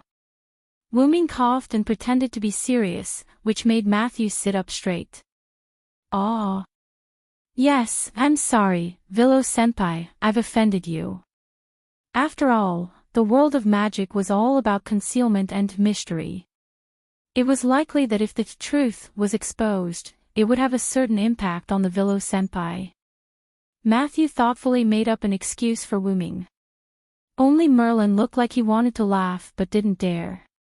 It seemed that Merlin knew everything. Wuming looked at Merlin as if he was looking at a dead man, as if to say, if you dare to laugh or expose my information, I'll kill you. Anyway, let's talk about my problem later. Speaking of which, where did the feathered serpent god go? And where's the leopard man who brought you here? I don't see him either. We haven't seen the feathered serpent god. Maybe he's not here. As for Miss Leopard Man. Matthew looked cautious, so he was definitely not sure. After the leopard rested for a while, he roared and ran into the forest. The one who spoke was Miss Anna, whose face couldn't be seen clearly. Ah. Miss Anna, I'm sorry, I didn't notice you coming. Matthew was startled by Anna's voice, and he apologized guiltily. It's okay. It seemed that Anna didn't mind it very much. Assassin, let me introduce you. This is Anna, the Anna we met in Winterwood City, but she doesn't remember us. When we met Merlin, Anna was with Merlin. Yo, Anna, long time no see. Wuming greeted her as if they were old friends. Anna nodded silently to the powerful existence who had protected her master, Sakura Midu. Is this singularity Anna the one in Winterwood? It seemed that Gadotsi had thought of Anna as the Anna in Winterwood City from the very beginning. Of course it's Anna. It's not difficult to understand why Anna can appear in this singularity. Firstly, the goddess of magical beasts of the three goddesses alliance was Gorgon, who wielded Tiamat's authority. Secondly, the master of Anna in the Winterwood singularity, Sakura Midu, was sealed in the Holy Grail that Wuming had given to the fake Enkidu. It's not impossible for Anna's master to appear in this world. However, this was difficult for Gadotsi and Matthew to comprehend. After all, they did not have enough information. But Miss Anna acted as if she didn't know us at all. She didn't talk to us at all. Matthew said weakly. I just hate humans. I didn't mean to avoid talking to you, Anna suddenly interrupted, although her explanation was full of contradictions. By the way, you should know Anna's real name, right? Gadotsi and Matthew exchanged glances and nodded. As expected, Miss Anna is Medusa. Back in Winterwood City, Gadotsi and the others did not interact much with Anna, so they did not get her real name from Anna. However, based on their encounter with Stheno and Euriley in Winterwood City, as well as the way the twin goddesses addressed and treated Anna, Roman guessed Anna's real name through future analysis. At this moment, Anna, who was called by her real name, did not show any emotion. It was as if she was not interested in anything. Do you know that the goddess of magical beasts is Gorgon, who wields Tiamat's authority? Ha! Matthew's exclamation told Wuming that she was indeed unaware of this. Indeed. Although we have some information, it's only a little. Part of the information about the goddess of magical beasts was heard from the civilians, Gadotsi added. Although many people knew that the goddess of magical beasts was Gorgon, the civilians did not have a deep understanding of it. Whether it was Tiamat or the outer gods who wielded Tiamat's authority, as long as it was a goddess who could produce magical beasts, it was Tiamat to them. At most, it was Tiamat who changed her appearance. In short, it was true that the magical beasts that attacked them were produced by the mother goddess. It seems that Merlin hasn't told you yet. With a sigh, Wuming looked at Merlin. Gadotsi and the others were unlikely to get information from Gilgamesh. After all, he was the most ancient hero king who approached Gadotsi and the others as soon as he came up and immediately arranged for them to undergo training in the Uruk after confirming that they were unqualified. However, if it was Merlin, he should have known about this piece of information. Ahahaha, because King Gilgamesh told me not to disclose any information to Chaldea and the others who were training in the Uruk, I completely forgot about it over time. Merlin laughed and scratched the back of his head proudly. In short, let's analyze the current situation now. The scientific meeting immediately turned into an intelligence meeting, and Roman also abdicated his position and stopped talking. The Three Goddesses Alliance is the goddess of the underworld in Mesopotamia, the Quetzalcoatl in Central and South America, and the Greek goddess of monsters Gorgon, who holds Tiamat's authority. Gadotsi and Mashu nodded. They were not surprised. It seemed that this was part of the information they had. The Quetzalcoatl was betrayed by me, and the goddess of the underworld can't leave the ground. The biggest threat is the goddess of monsters, Gorgon, who holds Tiamat's authority. In the face of this biggest threat, my last spiritual base attempted to perish together with Gorgon's spiritual base, but unfortunately, the fake Enkidu came and stopped it. However, Wuming was more concerned about the fact that Gorgon, who was seriously injured at that time, recovered slowly and effectively. Was it the influence of Tiamat's authority or something else? While Wuming paused to think, Matthew raised his small hand and began to ask questions. That. Senior Villo, what do you mean by the spiritual base last time? After all, I'm Hyunryong from Mesopotamia. When a singularity appeared in Mesopotamia, I naturally came back to take a look. By the way, I appeared in Uruk one step earlier than Merlin. Yes, yes. But it's a pity that Hyunryong, who appeared in Uruk one step earlier than me, left early last time, and he didn't even manage to perish together with me. What a pity. In response to Merlin's whispering, Wuming responded with a murderous glare. However, in Matthew's view, this scene was indeed a quarrel between friends. By the way, it's a great fate that Mr. Merlin and Senior Villo can meet in Uruk. The two of them were both subjects of King Arthur in Britain, and now they met in Uruk as subjects of King Gilgamesh. It was indeed a great fate. But in the end, whether it's in Britain or in Mesopotamia, I'm a level higher than Merlin. Wuming smiled proudly at Merlin. Thinking about it carefully, that's true. Gadotzi thought for a moment and nodded. In Britain, although Wuming and Merlin were both subjects of King Arthur, as the closest subjects of King Arthur, their status was not lower than Merlin's, and even higher. The difference was even greater in Uruk. Previously, Dr. Roman said that Hyunryong in Uruk is equivalent to King Gilgamesh's adoptive father, while Merlin was only King Gilgamesh's court magician. Although it wasn't a crushing victory, no matter how you looked at it, Wuming was superior to Merlin. Ha ha ha. You're still so merciless, my dear friend.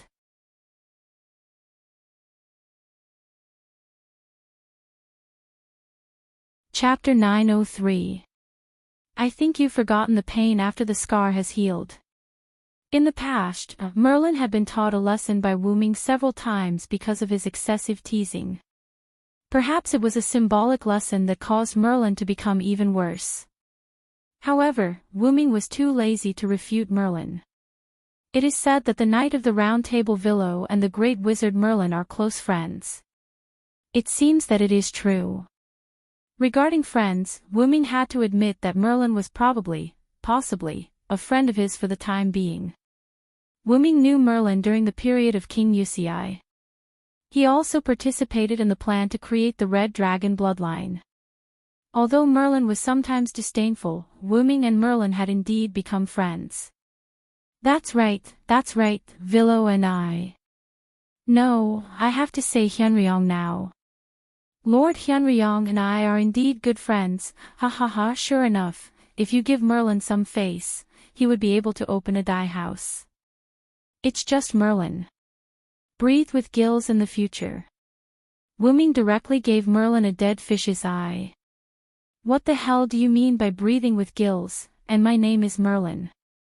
Merlin, not Merman. Merlin waved his staff to express his dissatisfaction, but Wuming turned a blind eye. Sure enough, you two have a good relationship just like Matthew and me. Seeing this scene, Gadotzi smiled and immediately hugged Matthew. Say. Senior, please don't be like this. Pfft. Miss Anna, who was alone, couldn't help but make a sound. Oh. Even I want to have a good chat with my best friend. Roman from Chaldea also made a sound of dissatisfaction. Oh, if I remember correctly, Romani is someone who doesn't have that kind of beautiful existence. Damn it. Leonardo da Vinci. Don't expose me. It was about time for the farce to end.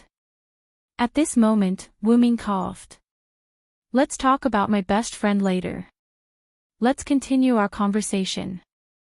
Wuming knocked on the table, and a 3D map projection appeared in front of everyone.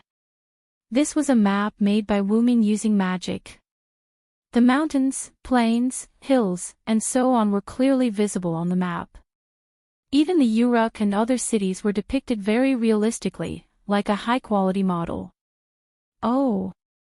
That's amazing! Gadotzi's clear eyes reflected the projected map, and she exclaimed in surprise. The Quetzalcoatl is on our side, and the goddess of the underworld can't leave the underworld, so we don't have to worry about it for now. The original goddess of magical beasts was also severely injured when I left last time. It stands to reason that the situation at this moment shouldn't be so serious. Then, Merlin continued Wu Ming's words. Hyunryong's departure last time caused heavy damage to Gorgon, and countless magical beasts were also affected by the aftermath of the battle between Hyunryong and Gorgon. But 3 months ago, for some reason, a large number of strengthened magical beasts poured out of the fir forest. Not only did their physical fitness and size increase, but there were also new types of magical beasts. A large number of new magical beasts and strengthened magical beasts attacked the north wall and caused heavy damage to the north wall. Merlin recalled the reports from the front line and narrated little by little. These words were not only for Godotzi, but also for Wu Ming, who didn't know about these things. Then, 11 magical beasts commanders who claimed to be the sons of Tiamat appeared on the magical beasts front. That night, Mu Xiao Hu Xiao led a large number of mass-produced magical beasts to raid the Uruk from the underground. Our side suffered heavy losses, and nearly 1/3 of the total population of the Uruk were killed. In the end, one of the magical beasts' commanders, Mu Xiao Hu Xiao, was killed at the cost of sacrificing a servant. Many mass-produced magical beasts were beheaded. Godotzi and Matthew's expressions were slightly hazy after Merlin's words. All of this was seen by Wu Ming's eyes. Perhaps Godotzi and Matthew had learned from the Uruk survivors about the Uruk disaster 3 months ago. There should be many relatives of the victims among them. Godotzi and Matthew were extremely emotional. Perhaps both of them didn't feel good when they communicated with the relatives of the victims.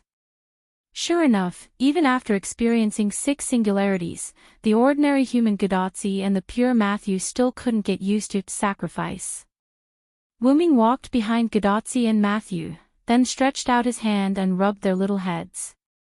Don't worry, I wasn't there back then. Now that I'm back in the Uruk, I won't allow anyone to sacrifice themselves. This is the promise that Winterwood's assassin made to you, and it's also the agreement that the Knight of the Round Table Villo made with you. At the same time, this is also my promise to the people in the land of Mesopotamia who pray to the gods and believe in Hyunryong as a Uruk. Godotzi and Matthew were still in a daze at this moment, as if they couldn't react to Wu Ming's words. But it had to be said that Wu Ming's words did play a big role in comforting the two.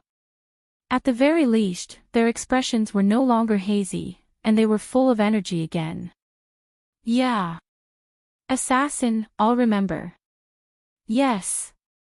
Senior Villo, it's a promise. On the side, Anna, who saw this scene, was thinking about something, and at the same time, it attracted Wu Ming's attention. Anna, since I brought Sakura here, then I will be responsible for taking Sakura back. This is also my agreement with you. As you wish. However, the action of tightening the hood again to cover her face showed that Anna's heart was also fluctuating at this moment. Godotzi and Matthew were confused by the conversation between Wu Ming and Anna. However, before Wu Ming could explain, Merlin, who breathed through his gills, broke the beautiful atmosphere. Okay, can you let me continue? Everyone looked at Merlin with murderous eyes. Not only that, but Chaldea's Roman also scolded him. Merlin, you bastard, you really don't know how to read the atmosphere. You're as bad as the records say, damn it. Roman, who had been monitoring the situation in Chaldea's control room, was originally relieved. After all, Godotzi's happy mood was still helpful for Godotzi's safety. After all, there was a risk when humans performed race shift, and they might completely disappear into the past. Along the way from the 6 singularities, Roman had been using equipment to monitor Godotzi's physical condition. It turned out that a happy mood was beneficial for Godotzi's safety. However, Godotzi and Matthew understood Merlin very well. Forget it, Doctor. After all, Mr. Merlin is right. It was originally a meeting to share information. Even if Merlin didn't understand the atmosphere and interrupted, it was reasonable to say that there was nothing wrong. Moreover, there was a reason why Merlin had interjected, because the next topic will be even crueler, so be mentally prepared in advance.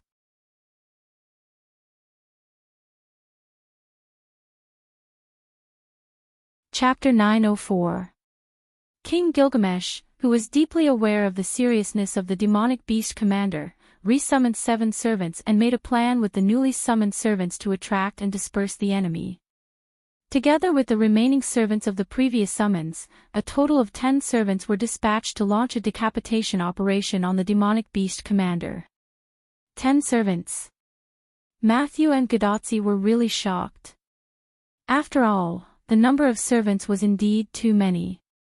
Although Gadotsi and Mashu did encounter a lot of servants in the first few singularities, those servants were either alone or in small groups. At most, Gadotsi could gather a lot of servants around himself with his master's identity. But in this singularity, King Gilgamesh, as a human in the singularity, had 10 servants under his command. How could this not be shocking? So that's why King Gilgamesh is sitting in Uruk as a magician. Roman from Chaldea also made a reasonable judgment on the posture of the sage king. It was because of the need to command the people that the hero king became the sage king. It was because of the need to summon servants to resist the demonic beasts that Gilgamesh changed from a warrior to a magician. So, the supply of magic for so many servants is supported by King Gilgamesh alone. Matthew's question made Gadotsi aware of the problem. After the growth of 6 singularities, Gadotsi also had a lot of understanding of the servant's contract and the supply of magic. Gadotsi was able to form a contract with many servants because of the magic support behind Chaldea. If it was really relying on Gadotsi to provide magic alone, as an ordinary human, she was afraid that she could not even support Matthew to fight. However, this was not Chaldea, but Mesopotamia in BC, and Gilgamesh did not have the magic support behind Chaldea like Gadotsi. In that case, the magic needed to form a contract with so many servants was all provided by Gilgamesh alone. Indeed, assuming that the servants rely on food to replenish their magic, and Gil only provides the magic to maintain the contract, that is quite a large amount of magic power. When Gilgamesh was suggested by Wuming to summon servants, he proposed that the magic source should be solved by Wuming, because Wuming was worried that providing a large amount of magic to the servants would overwhelm Gilgamesh. However, Wuming's proposal was rejected by Gilgamesh, coupled with the fact that Gilgamesh summoned new servants. The burden on him was not something that ordinary people could bear. King Gilgamesh is so great, I thought he was just a bad-tempered tyrant. Gadotsi scratched the back of her head embarrassedly. Ha ha ha, if King Gilgamesh heard it, I'm afraid he would praise you for your honesty. After all, the gift that King Gilgamesh gave you was really rough. At that time, the trial that King Gilgamesh gave to Gadotsi really scared her. At that time, Gadotsi's face changed color. It was no wonder that Gadotsi had a bad impression of King Gilgamesh. No one would have a good impression of a guy who almost killed them when they first met, and Gadotsi was the same. However, listening to Merlin's words, Gadotsi's view of Gilgamesh has greatly changed. Gil won't care about your opinion of him, especially the current Sage King, don't think too much about it. Wuming rubbed Gadotsi's head and comforted her. I know. Gadotsi's cheeks were slightly red. Even after experiencing 6 singularities, Gadotsi was still an immature and cute little girl. Then, Wuming looked at Merlin and restarted the topic. If I didn't guess wrong, the result should not be ideal. That's right. We sacrificed 8 servants to kill 3 demonic beast commanders. Sacrificed 8 servants. Matthew's eyes widened. Only 3 demonic beast commanders? Gadotsi couldn't help but stand up and hit Wuming behind her. This result is too unsatisfactory. Chaldea's Roman couldn't help but make a helpless sound. Even Leonardo da Vinci, who was always smiling, couldn't smile at this moment. In addition to Merlin and Wuming, who proposed that the result was not ideal, only Anna didn't have any emotional or physical fluctuations, but Anna's heart was probably not calm at this moment. Including the one that was sacrificed in the Uruk, the result was that a total of 9 servants were sacrificed, but only 4 demonic beast commanders were killed, and there were still 6 demonic beast commanders alive. Even so, there should be more than 2 servants in the Uruk. Wuming asked again. Ha! Gadotzi and Matthew were stunned again. The result is so miserable because Merlin deliberately said that to let you hear it. As Merlin said before, the next topic will be more cruel. In short, Merlin did it deliberately. As Wuming spoke, he glanced at Merlin, who was wearing a mischievous smile. And there's one thing I'm sure of. Merlin definitely won't participate in the decapitation operation, so he won't be one of the surviving servants. In that case, the number of servants left in Uruk must be more than 2 mounts. And since there were more than 2 servants left, how could there be only 3 servants left? There must be more than that. Ha ha ha, well said, you are indeed my best friend. At this moment, there are still 10 servants left on the human side. There are still 10 servants left. This number is very optimistic for the current situation. This time, it was Roman's voice. Roman is right, after all, there are only 7 servants in the ordinary Holy Grail War.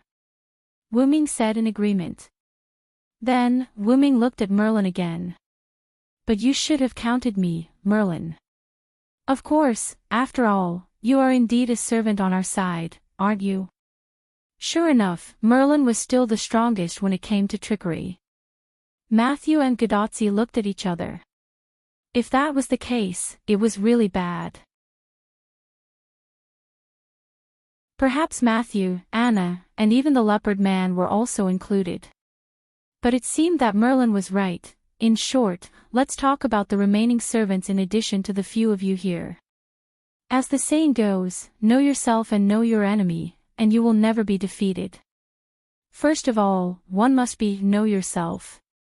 In addition to you, me, Matthew, and Anna, there are Quetzalcoatl, Leopard Man, Leonidas I, who is in charge of defense in the North Wall, Nuwakamaruk and Musasobo Benkei, who are in the Uruk under the command of King Gilgamesh, and the last one, Zhuge Kongming.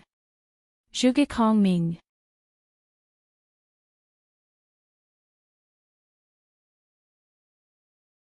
Chapter 905. Mr. Merlin, are you talking about Zhuge Kongming?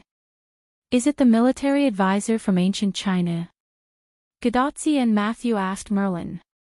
Yes, it is the military advisor of the Shu Kingdom in ancient China, Zhuge Kongming.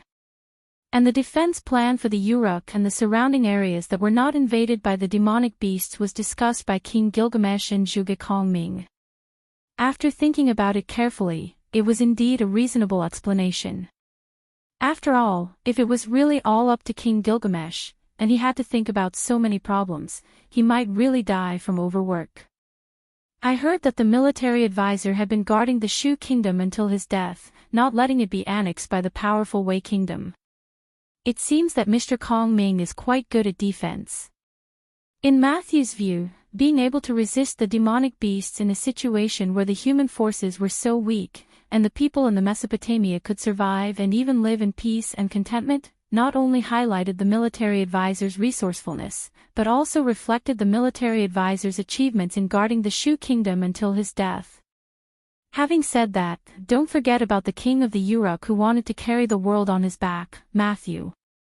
Maybe Zhuge Kongming did play a big role, but Gilgamesh's role was certainly not less than Zhuge Kongming's. Villo Sr. is right. To be able to summon so many servants to resist the demonic beasts and establish the North Wall, King Gilgamesh is indeed not as good as Zhuge Kongming. It was not an exaggeration. In Wuming's view, even without Zhuge Kongming, Gilgamesh could still resist the attack of the demonic beasts and still ensure that the people under his rule could live in peace and contentment. But the price may be accelerated to death from overwork. By the way, we also met Zhuge Kongming when we were in the Winterwood Singularity. Do you remember Assassin? I don't know if it's the same person. Gadotzi thought of the Zhuge Kongming who used the modern magician's body in the Winterwood Singularity. Maybe it's the real Zhuge Kongming, Sr. Matthew also discussed with Gadotzi. However, whether it was the pseudo-servant Zhuge Kongming or the real servant Zhuge Kongming, they were the same person, just different in appearance. Mr. Merlin, what kind of person is Zhuge Kongming? Matthew turned to look at Merlin. As the court magician of King Gilgamesh, Merlin should know the situation of Zhuge Kongming. Unfortunately, I only know that Zhuge Kongming is a person wearing a China-style robe. Because I was often asked to run errands by King Gilgamesh, I didn't have much contact with Zhuge Kongming. To put it simply, Merlin didn't know who was in Castor's team. So... Matthew nodded, indicating that he understood. Since it's a China-style robe, it's probably the real Zhuge Kongming. Gadotzi judged. Maybe there will be a situation like Matthew. Wu Ming interjected. Last time, Zhuge Kongming hid Emilo2's consciousness and used Emilo2's body, clothes, and habits. However, a pseudo-servant could also let the original personality of the body dominate the body. Although Matthew was not a pseudo-servant, Matthew's identity was a subservient, which had the same effect as a pseudo-servant. When Matthew used the power of Galahad, the clothes on his body would turn into purple armor. Therefore, it was also possible that Emilo2 would wear Zhuge Kongming's clothes. Then, Wu Ming thought of the leopard man. By the way, the leopard man here may be the same, but the situation may be completely opposite. Wu Ming didn't realize it before, but thinking about it carefully, Wu Ming did see that face in Ilya's world. Ha! Miss Leopard Man is also a pseudo-servant. Villos Senior means that Miss Leopard Man is a god on the inside, and the appearance is a human on the outside. Although they were shocked, Matthew and Gadotzi recalled the leopard man's doll-like appearance, and they couldn't help but believe Wu Ming's words. Although Dr. Roman did prove that the leopard man was a divine servant, no matter how he looked at it, it was impossible for there to be a god with such a funny appearance. Sure enough, it was caused by a spirit base similar to a pseudo-servant. But the leopard man's situation is not enough to reach the point of pseudo-servant. The leopard man's bestiality is too serious, and there is almost no humanity. At most, it can only be a slight pseudo-servant. Okay, although I don't want to interrupt you, first of all, you have to know that I don't have the slightest combat power. Ha! How come? Merlin's words made Gadotzi and Matthew show surprised and disappointed expressions. Zhuge Kongming's horror is not his combat power, but his wisdom. As for Merlin, Wu Ming looked at Merlin, who looked at him with expectation and trust. Even Merlin wouldn't make such a joke at this moment. Merlin probably has his own reasons. Merlin doesn't count as combat power.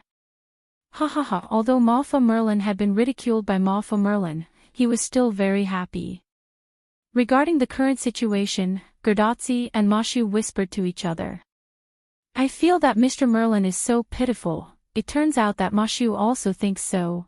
At this moment, the current meeting was almost over, and Wu Ming also spoke at the last moment. In short, since the military advisor is in the Uruk, no matter how bad the situation is, the Uruk will probably be fine. Wu Ming said with a kind smile. Looking at Wu Ming's kind smile, Gadotzi, Matthew, and even Anna felt a chill down their spines. In other words, we can be bolder. When Wu Ming said this, Gadotzi and the others felt even more chills down their spines. So, Lord Hyunryong, what new plan do you have? Merlin also looked at Wu Ming with a smile, but at this moment, Merlin's smile was more and more similar to Wu Ming's in the eyes of Gadotzi and the others. It wasn't unreasonable for these two guys to be best friends. This was the so-called birds of a feather flock together. Let's go and conquer the useless Venus goddess. Ah!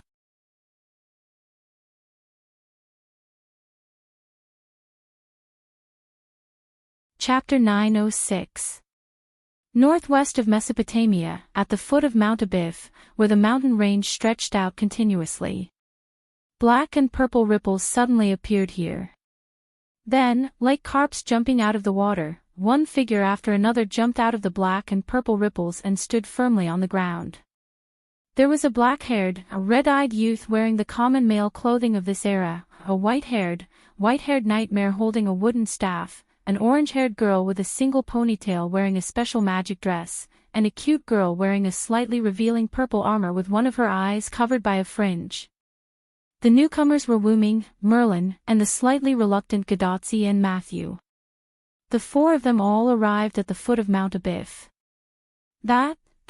Is it really okay for us to leave Miss Anna there like this? Matthew, who had his feet on the ground, was the first to speak uneasily and slightly embarrassed. It's okay, Matthew. This is also Anna's idea. Wuming was right. This was indeed Anna's idea. Previously, when Wuming was prepared to bring Gadotzi and the others to cause trouble, to attack the Venus goddess, Anna expressed that she was not interested in it. She would rather stay and help clear out the monsters in the surrounding area. After all, Wuming was not an unreasonable person. Since Anna had volunteered to stay, Wuming did not ask the others and agreed like a dictator. Don't forget that we received King Gilgamesh's order to support the feathered serpent god. Leaving one of us there means that we have indeed played a role and completed the mission. Also, we can inform the feathered serpent god and the leopard man that we have temporarily left. Moreover, Anna was the one who suggested it. This is killing 3 birds with 1 stone, Merlin explained. But, if we do this half-heartedly, is it really okay for us to complete King Gilgamesh's mission? Will it ruin King Gilgamesh's plan? Not only was Matthew worried about this, but so was Gadotzi. Matthew is right. Sigh, I don't want to be given another trial by King Gilgamesh when I go back.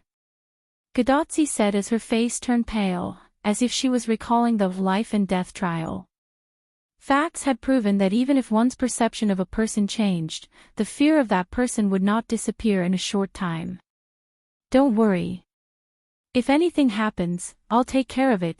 Wuming walked to the 2 of them and patted their heads. His tone was rather confident. Anyway, Gilgamesh had asked the pterosaur to send over the clay tablet that Gadotzi and the others had to listen to his commands after meeting him. Wasn't it Wuming's order to capture the Venus goddess? Gadotzi and the others were indeed listening to Wuming's order, so Gilgamesh wouldn't blame Gadotzi and the others. Everything would be taken care of by Wuming. Senior Villo, I think we should be more cautious. After all, there are still 6 commanders among the demonic beasts. I'm a little worried about Anna alone, worried that Anna will be in danger alone. Wuming guessed and continued Matthew's words. Matthew nodded. After all, the demonic beast commander is an existence that requires multiple servants to defeat, and it's a way to perish together. Gadotzi also said. It was normal for Gadotzi and Matthew to be worried. The data was clearly there. Seeing this, Merlin had to stand up and boost their morale. Don't worry, Matthew, Tachika, the reason why there is a data of multiple servants perishing together to kill the demonic beast commander is entirely because of the situation. This was because of Wuming's attention. After all, Wuming wasn't very clear about the specific content of it. What do you mean by this? At that moment, they didn't move toward the Abiv mountain, but they found a place to sit and sat down. One of the demonic beast commanders, Muhusho, appeared from the Uruk underground and attacked the Uruk. He didn't cause much damage to the Uruk, and he was completely killed by his own pride. After all, Gilgamesh was in charge of the Uruk, and there were many servants. A single demonic beast commander couldn't set off a storm in the Uruk at that time. At the same time when Merlin paused, Matthew, who was like a student listening to a lecture, raised his hand. But, Mr. Merlin, you said that at that time, a servant was sacrificed to kill the demonic beast commander, and nearly 1/3 of the population in the Uruk city was killed. However, Merlin shook his head. The so-called sacrificed servant was Okita Soki, who was a saber. Okita Soki was seriously injured after the war, but he didn't die. He would recover completely after a few days of rest. However, Okita Soki's skill, Frail, was activated at that time. At this point, Merlin paused and did not continue. However, even if Merlin had said this, everyone more or less understood. Don't tell me. Matthew looked inconceivable. Don't tell me. Godotzi's whole face was filled with an inconceivable expression. It can't be, right? Wuming remembered that when Okita Soki was first summoned, he did spit out blood.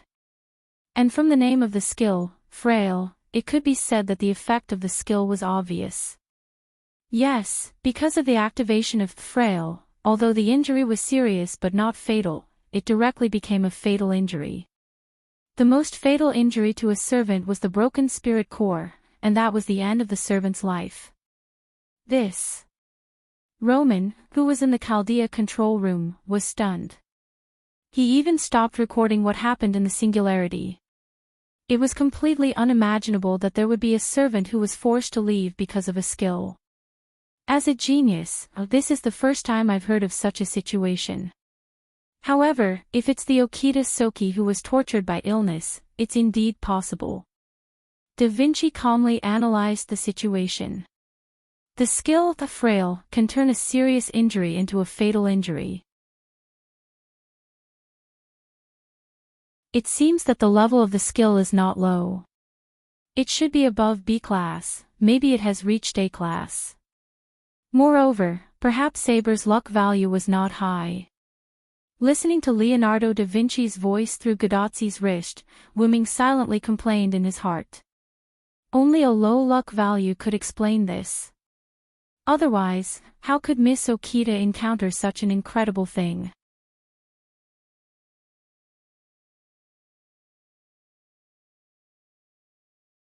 Chapter 907.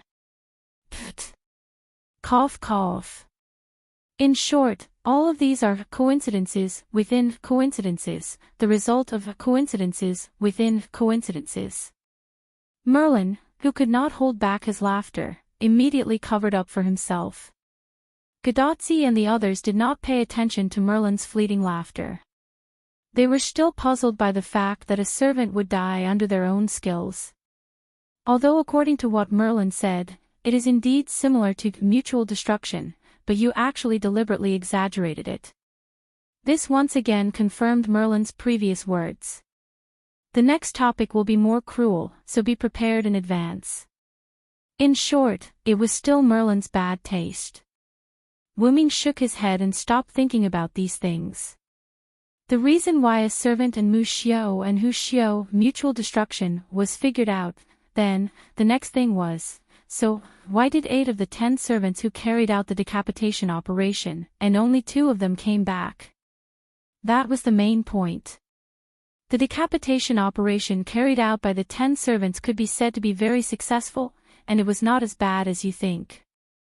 For the result of the decapitation operation, Merlin thought that it was already very good. Although because of the plan of King Gilgamesh and Zhuge Kongming, the demonic beast commanders were temporarily separated, but even if there is only one demonic beast commander, there are demonic beasts everywhere around it. And to complete the decapitation operation meant that they must go deep into the demonic beast group, and because of King Gilgamesh's magical burden, the servants he summoned were not first-class servants, and it was impossible for them to besiege one demonic beast commander with 10 servants. Not to mention that the efficiency was not high, and it was bound to alert the other demonic beast commanders. In case the other demonic beast commanders noticed the problem and gathered together, then they really couldn't do anything. It is basically impossible to get close to the demonic beast commander when the 10 servants are separated. It is basically impossible to kill the commander and retreat while surrounded by so many demonic beasts.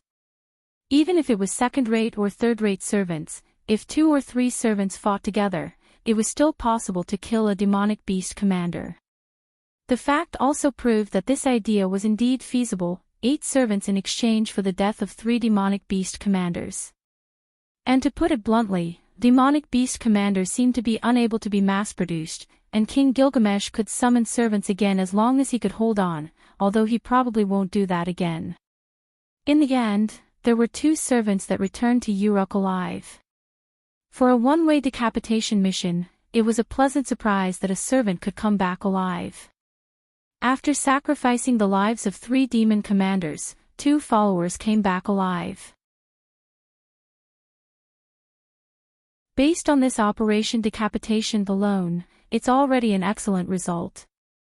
Merlin was very optimistic about this. How could this be? Matthew was shocked. Isn't this a suicide squad? Gadotsi vividly interpreted the essence of the beheading operation. Indeed, King Gilgamesh didn't expect the 10 servants to come back alive. King Gilgamesh assigned this task with the consent of the servants, and they were also very willing to serve as a suicide squad in order to give hope and a future for mankind.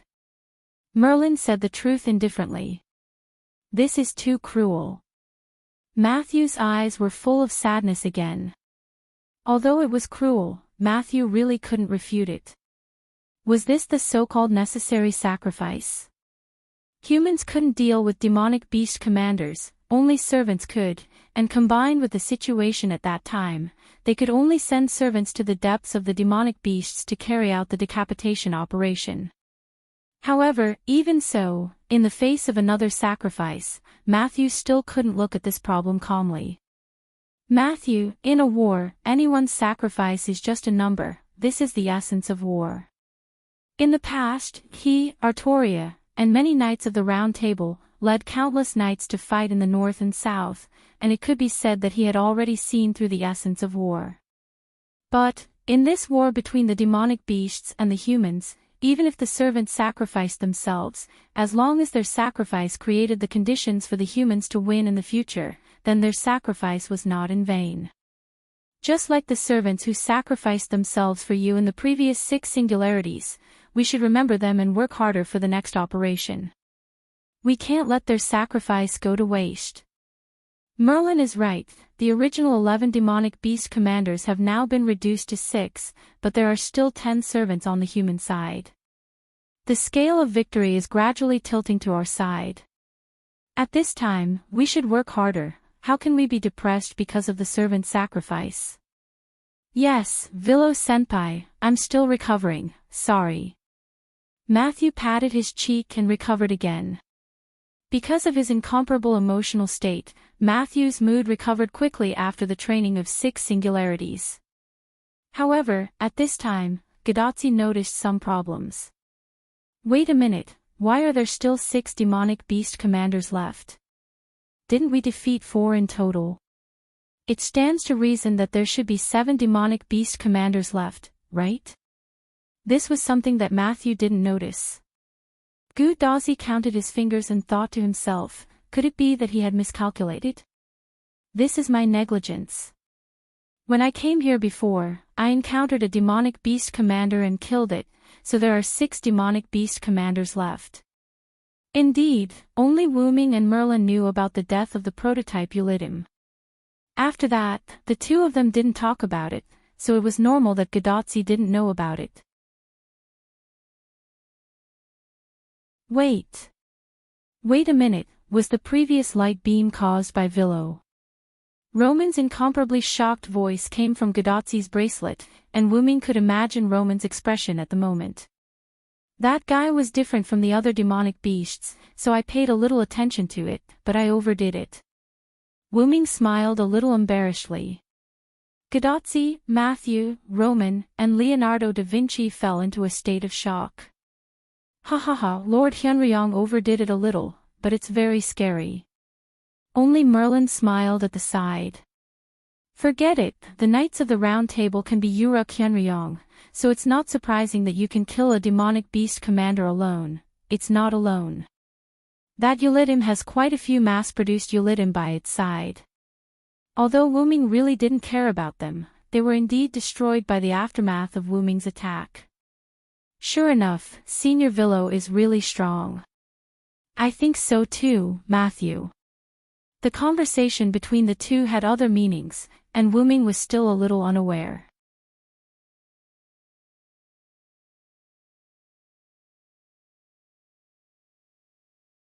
Chapter 908. Gadotzi and Matthew whispered to each other about Wu Ming's unconsciousness. Regarding the Uruk Hyunryong's lack of awareness of his own power, I've recorded this as well as the previous incident where his servant was killed by his own skill. Although Roman was stunned when they were talking about Okita Soki, he still recorded everything that should be recorded. Not to mention that this news was a miracle to the magic world, all the actions in the singularity had to be recorded in the database. I'm just telling the truth. However, the fact that I was able to eliminate a major monster commander so easily is probably because the other party underestimated me. Being able to withstand Wu Ming's multiple spells was indeed a testament to the strength of the major monster commander. Although Eulidim was dying after receiving Wu Ming's attack, it was not to be assumed that the major monster commander was not as powerful as imagined. First of all, Eulidim was tricked by Wu Ming. He did not even know that Wu Ming had activated his multiple spells.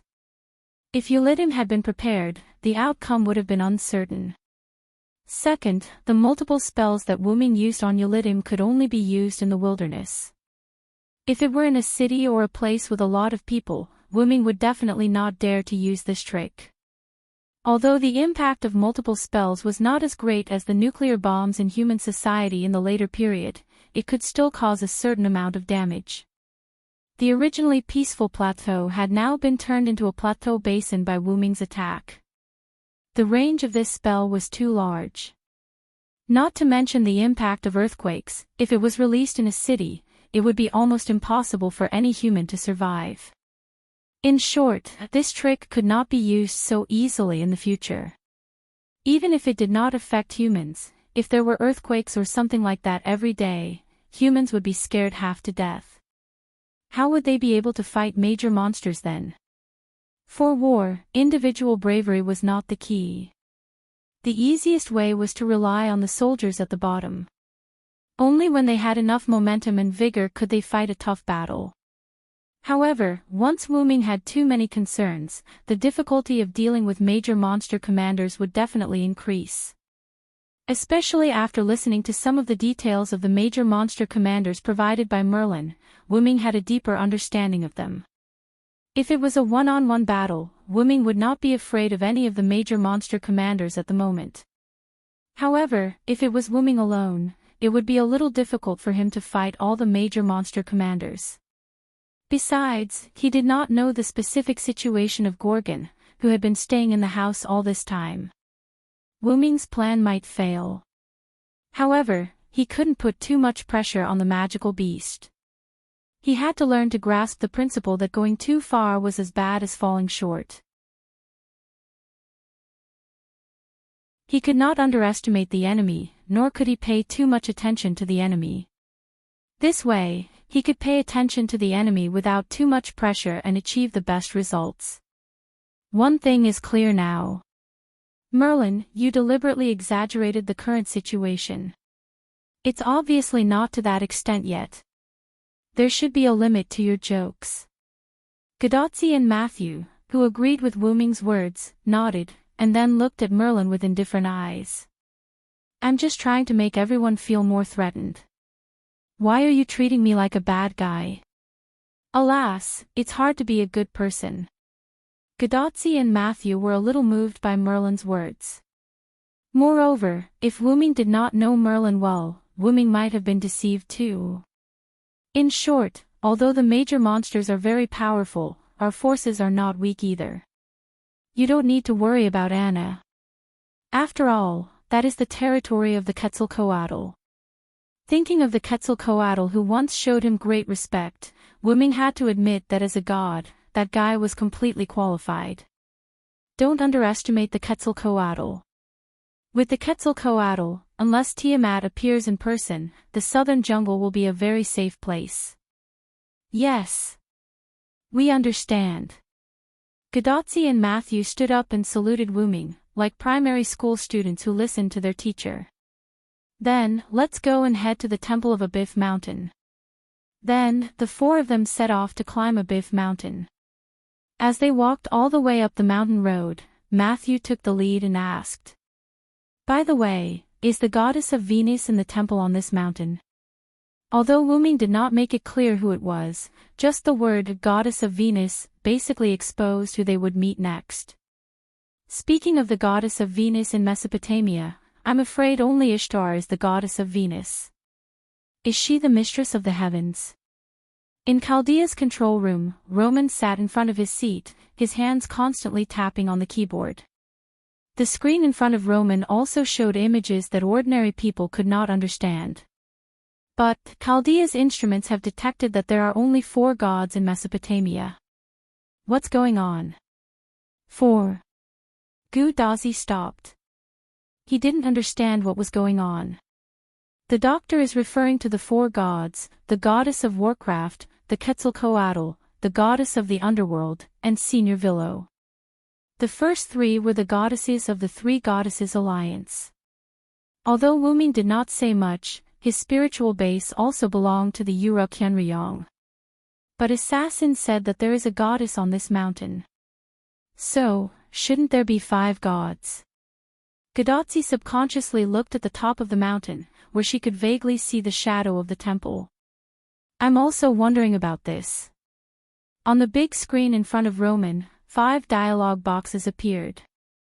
The goddess of warcraft, the Quetzalcoatl, the goddess of the underworld, and the Yura Qianriyang each occupied a box, but the last box was a series of question marks. Is it possible that the divinity is not strong enough, so it can't be detected? Matthew asked.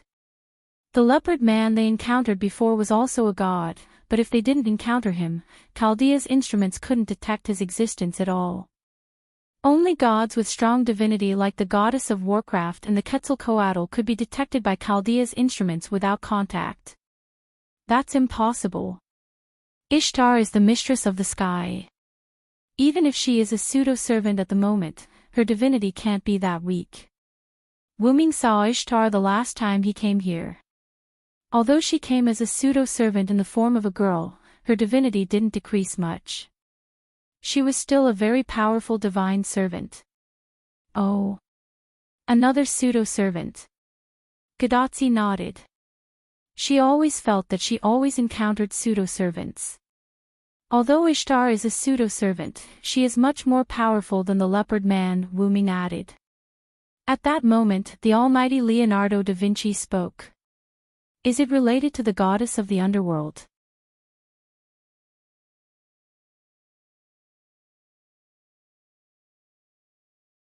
Chapter 909.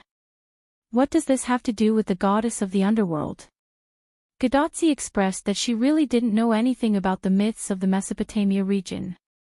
The goddess of the underworld that Leonardo da Vinci refers to is an existence named Ereshkigal. She is known as the mistress of the underworld. In a sense, she is the half-body of the mistress of the heavens, Ishtar. Wu Ming explained to Gadotsi. He was also a Yura Qianriyang. As a local, at least he knew more than Roman and the others. Since there is a legend of half-body, it naturally means that the 2 are different sides of the same pillar god. In this case, the goddess of the underworld and the loser goddess on this mountain should be considered the same pillar god. If they share the same divinity, it's normal that they can't be detected. If the goddess of the underworld is Ereshkigal, then this situation is true. Roman, who was sitting in Chaldea's seat, was constantly tapping on the keyboard, modifying the data of the singularity of Mesopotamia registered in Chaldea's database.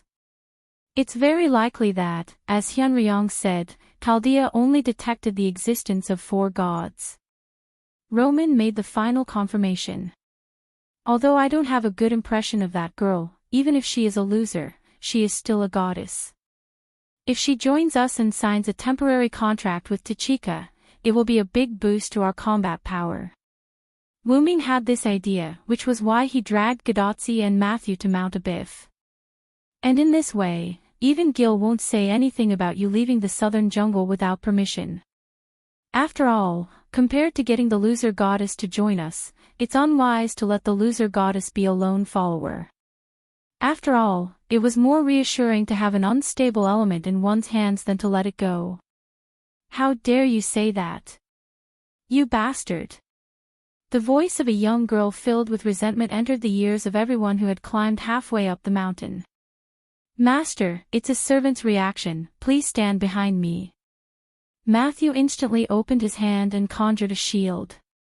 He stood in front of Gadotsi, protecting her behind him. In the face of unknown servants, the first thing to do was to protect their master. What's this reaction? Is it a god?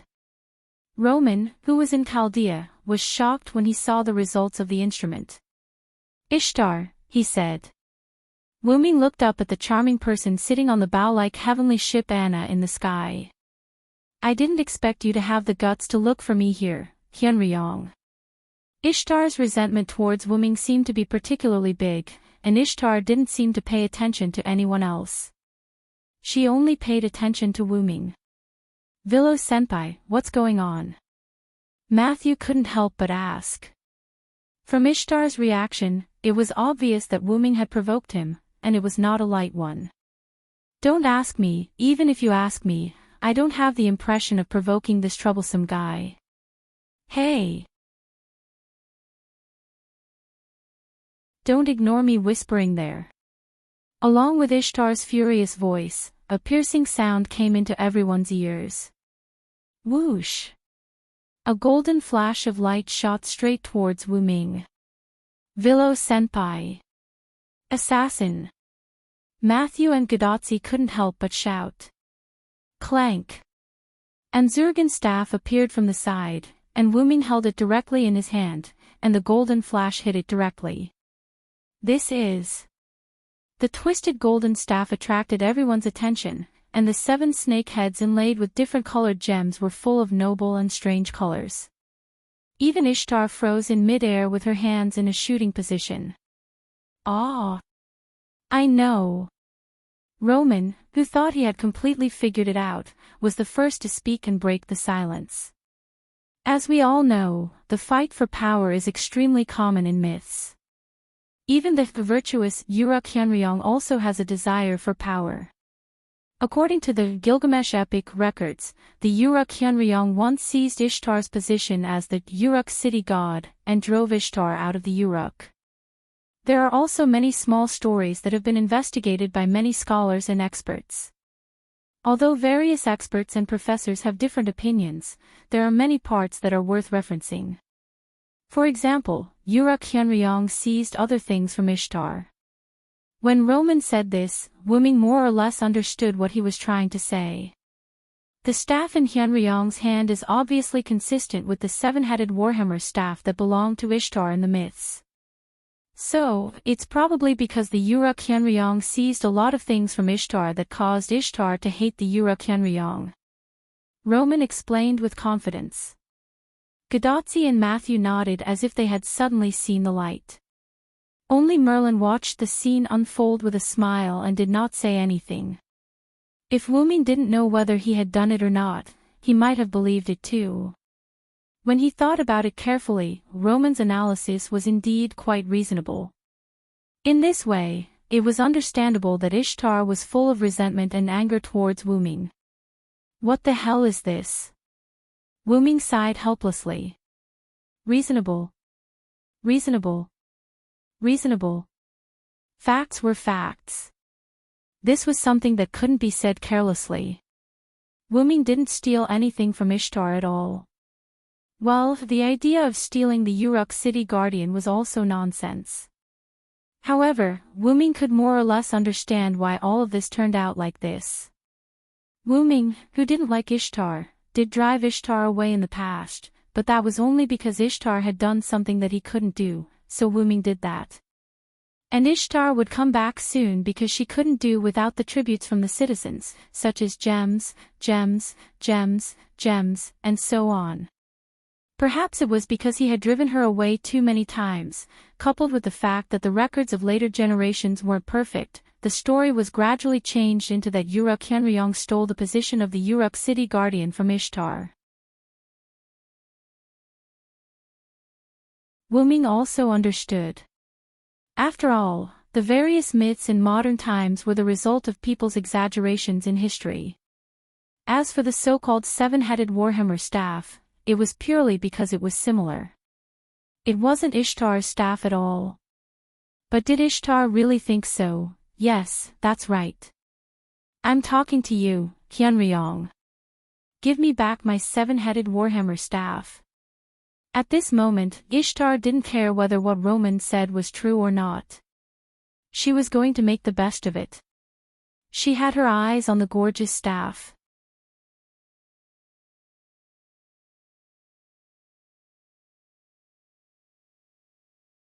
Chapter 9-10. At that moment, Gadotsi and Matthew didn't know what to say.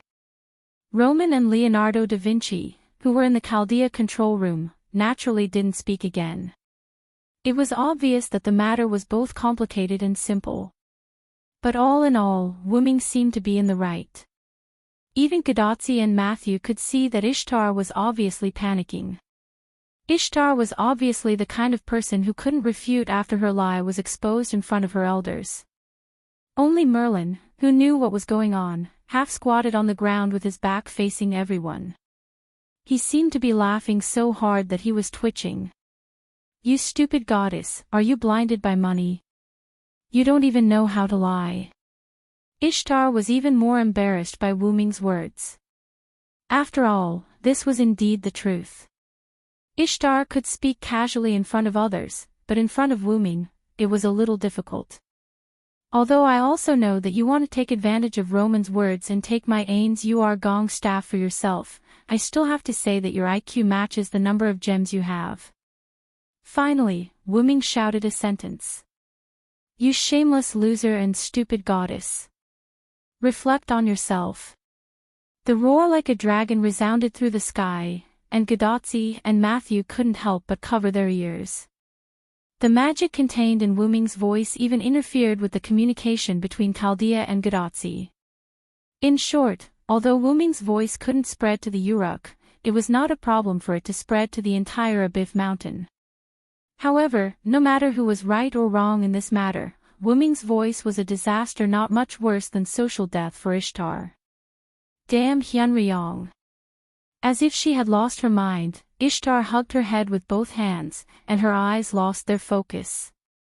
She sat on horse Anna and swayed as if she was about to fall off. Seeing this scene, the innocent little angel Mashu quickly reminded Ishtar. After all, Ishtar really looked like a daughter who couldn't do anything if no one took care of her. "Miss Ishtar, please be careful. It's dangerous." Matthew's words made Ishtar stunned, but then, she also recovered from the torture given by Wuming. "Don't worry, I won't fall off horse Anna." Ishtar flipped her hair as she spoke. Her whole person was full of charm, which was very much in line with her image as the mistress of the heavens, if the terrible scene from before was ignored. Speaking of which, where were we just now? With one hand on her chin, Ishtar was quite distressed as she recalled the conversation between her and Wuming.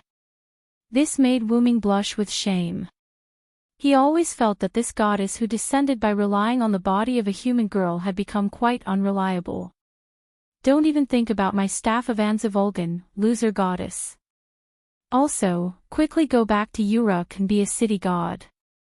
The demonic beasts have caused serious damage to this land, and the Uruk needs your strength." 3 times. Ishtar's face darkened.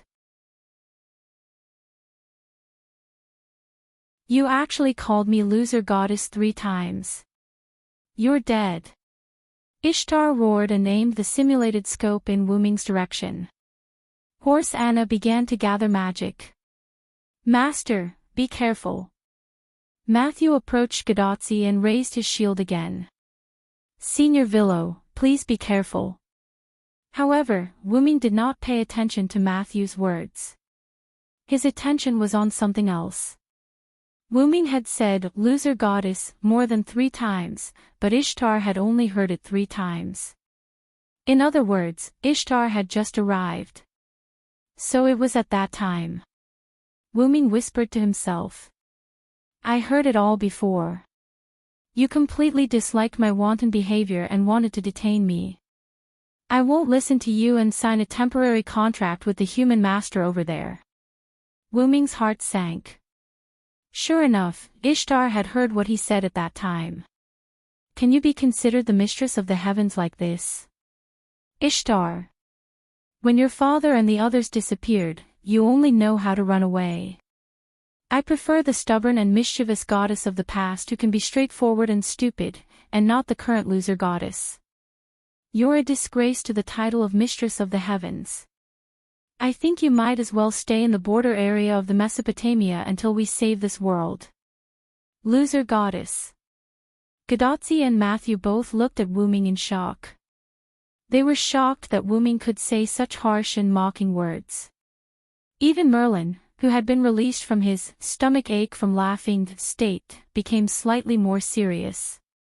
At the same time, the atmosphere at the scene became very oppressive. It was like a precursor to a volcanic eruption. However, since it was called a precursor, it meant that there was no danger at the moment.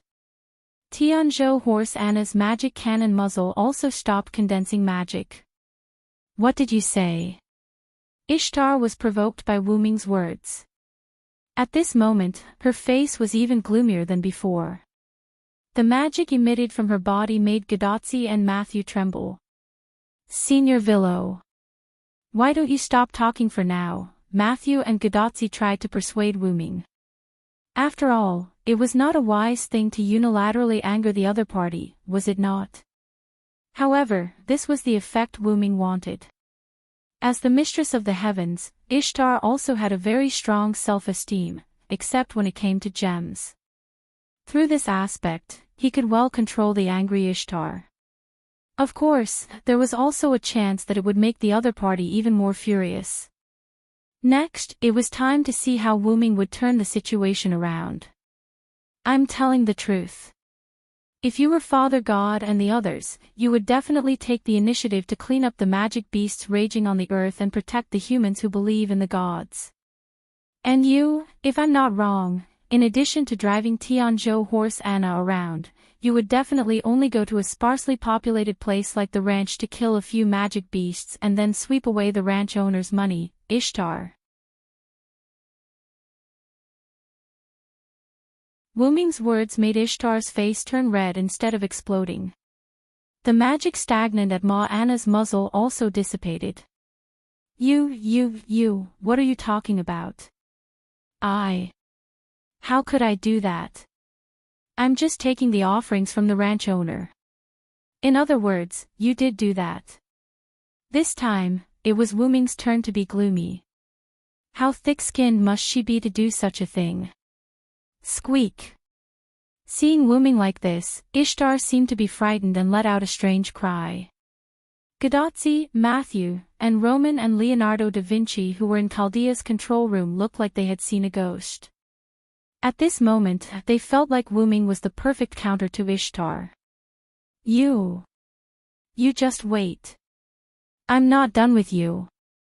Ishtar said fiercely as she rode Tianzhou Horse Anna to the top of the mountain.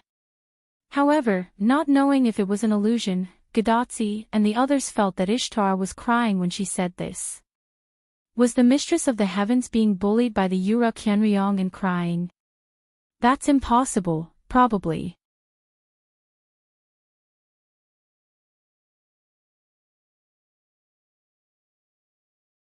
Chapter 9-11. While everyone else was entangled by these messy matters, only Merlin was paying attention to Wu Ming with a clear mind. He felt that Wu Ming's expression at the moment was a bit similar to how he felt when he faced Artoria. Although the target was different, Wu Ming did give Merlin such a feeling at the moment. A worried old father. That's right, Wu Ming at the moment seemed to be worried about his disobedient daughter. Wu Ming was indeed worried. Everyone in Mesopotamia knew that Ishtar was spoiled by the gods. Although she was a good god, she always did evil things. Back then, the reason why Wu Ming came to the Uruk was mainly because Wu Ming was tricked by Morgan Le Fay. By chance, he forcibly unlocked the bloodline of the Origin of Dragon, allowing Wu Ming to use the body of the Origin of Dragon, when he was still a minor. However, at that time, Wu Ming was too accustomed to the body of the Origin of Dragon, and the awakening of the bloodline was not perfect. He could not control the body almost perfectly like Wuming now. In any case, Wuming awakened the origin of dragon by accident. In addition, Wuming was indeed injured at that time. Otherwise, Wuming would not have hidden to recuperate and used the statue that people made for him as his eyes to observe the Uruk. After that, Wuming used this eye to observe Ishtar's series of evil deeds. Wuming did not hate Ishtar, or rather, Wuming did not hate anyone, provided that no one provoked him. As long as no one provoked him, everything was fine. Wuming's attitude towards Ishtar was the same. As long as Ishtar did not provoke him, he would not pay attention to Ishtar. However, things did not go as planned. Ishtar would do some troublesome things from time to time. Not only did she easily provoke Wuming, but the Uruk citizens also always prayed to Wuming. The content of the prayers was not excessive like getting rid of Ishtar, but they were basically complaints about Ishtar and begging Ishtar to stop her evil deeds. Wuming was respected and worshipped by the citizens of the Uruk and even Mesopotamia. When Ishtar really crossed the line and provoked him, Wuming would teach her a lesson. For example, he would beat Ishtar up and chase her out of the Uruk. At that time, Wuming was completely unfamiliar with his dragon body. He did not have a certain degree of understanding and development. Naturally, he was not that strong, but he was not so weak that he could not even defeat Ishtar. Logically speaking, Wuming's dragon body would only be completely restored after reaching adulthood. By chance, Wuming's dragon body was unlocked in advance, and it could be regarded as a considerable increase in strength. However, even if Wuming defeated Ishtar, the Sumer gods were still around at that time. Even if it was a lesson, Wuming could not go too far. Even if the Sumer gods were afraid of Wuming's identity, if he did not give them face and taught Ishtar a lesson, who knew what the Sumer gods would do in the end? Even a cornered dog would jump over a wall, let alone a group of gods. Therefore, Wuming, who was not invincible, had to learn to be moderate. Besides, it did not mean that he had to use force to teach. Most of the time, wisdom was better than force. Especially when facing Ishtar, the spoiled mistress of the heavens, Wuming found that it was particularly easy for him to use his brain to deal with her. However, it was as if she had forgotten the pain after the scar healed. After a few days, she would naturally return as if nothing had happened. Godin, who was also Ishtar's father, once came to look for Wuming, and the two had a short conversation about Ishtar. It was nothing more than taking care of Ishtar, saying that she was still young and immature, and so on. Godin was like a parent meeting the class teacher. However, every time Wuming talked about Ishtar's mistakes, the other party would always smile and change the topic, constantly asking Wuming to help take care of Ishtar. This made Wuming very helpless. After all, even if you asked Wuming to take care of Ishtar, he could not do so. After all, Ishtar did not have the slightest respect for Wuming. To put it simply, Ishtar would not listen to Wuming at all. It was like a naughty student being reprimanded by the class teacher. On the surface, they would say that they would change, but afterward, they would forget everything they promised. Ishtar was obviously such a student, and whether it was in the open or in the dark, she did not show the slightest willingness to be obedient. She still did things her own way, and in the end, she became even worse. The Bowl of Heaven incident was the embodiment of Ishtar's worsening behavior. However, it was not only bad. Ever since the Bowl of Heaven incident, Ishtar had a trace of fear for Wuming. Although Ishtar herself was not aware of it, Wuming obviously noticed it. Wuming also had a big prejudice against Ishtar because she indirectly released the Bowl of Heaven. Therefore, after that incident, Wuming became stricter with Ishtar. Ishtar, who had a trace of fear, was also frightened by Wuming's strictness. Gradually, she did not return to Uruk. This was probably the origin of the legend that Uruk Hyunryong was the Uruk city god who stole Ishtar. Not long after that, the gods gradually separated from humans, and gradually left the human world. Wuming also left Uruk with Enkidu, who was opportunistically avoided death by himself. However, after the Bowl of Heaven incident, the nature of the relationship between Wu Ming and Ishtar did indeed change. Especially now that Ishtar appeared as a pseudo-servant, the special relationship between the two became even more obvious. If one had to describe it, it was like the relationship between a melancholy homeroom teacher and a naughty student had changed to an old father and a spoiled daughter. Because there was still kindness in Ishtar's bones, and Wu Ming's previous actions were also good intentions.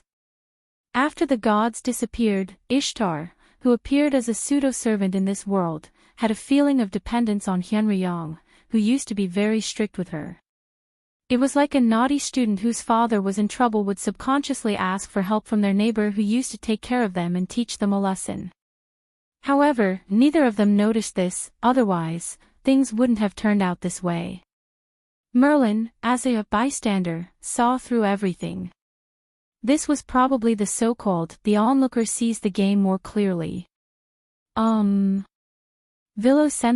what should we do next? Anyway, Matthew thought that her brain couldn't think anymore. This series of events made Matthew at a loss, and she didn't know what to do next. Continue to climb the mountain. Wu Ming pointed at the faintly visible palace on the mountain, and then immediately moved. Since we're already here, if we don't bring Ishtar back, I'll feel bad no matter how I think about it. However, as soon as Wu Ming finished his sentence, the entire Abif mountain shook violently.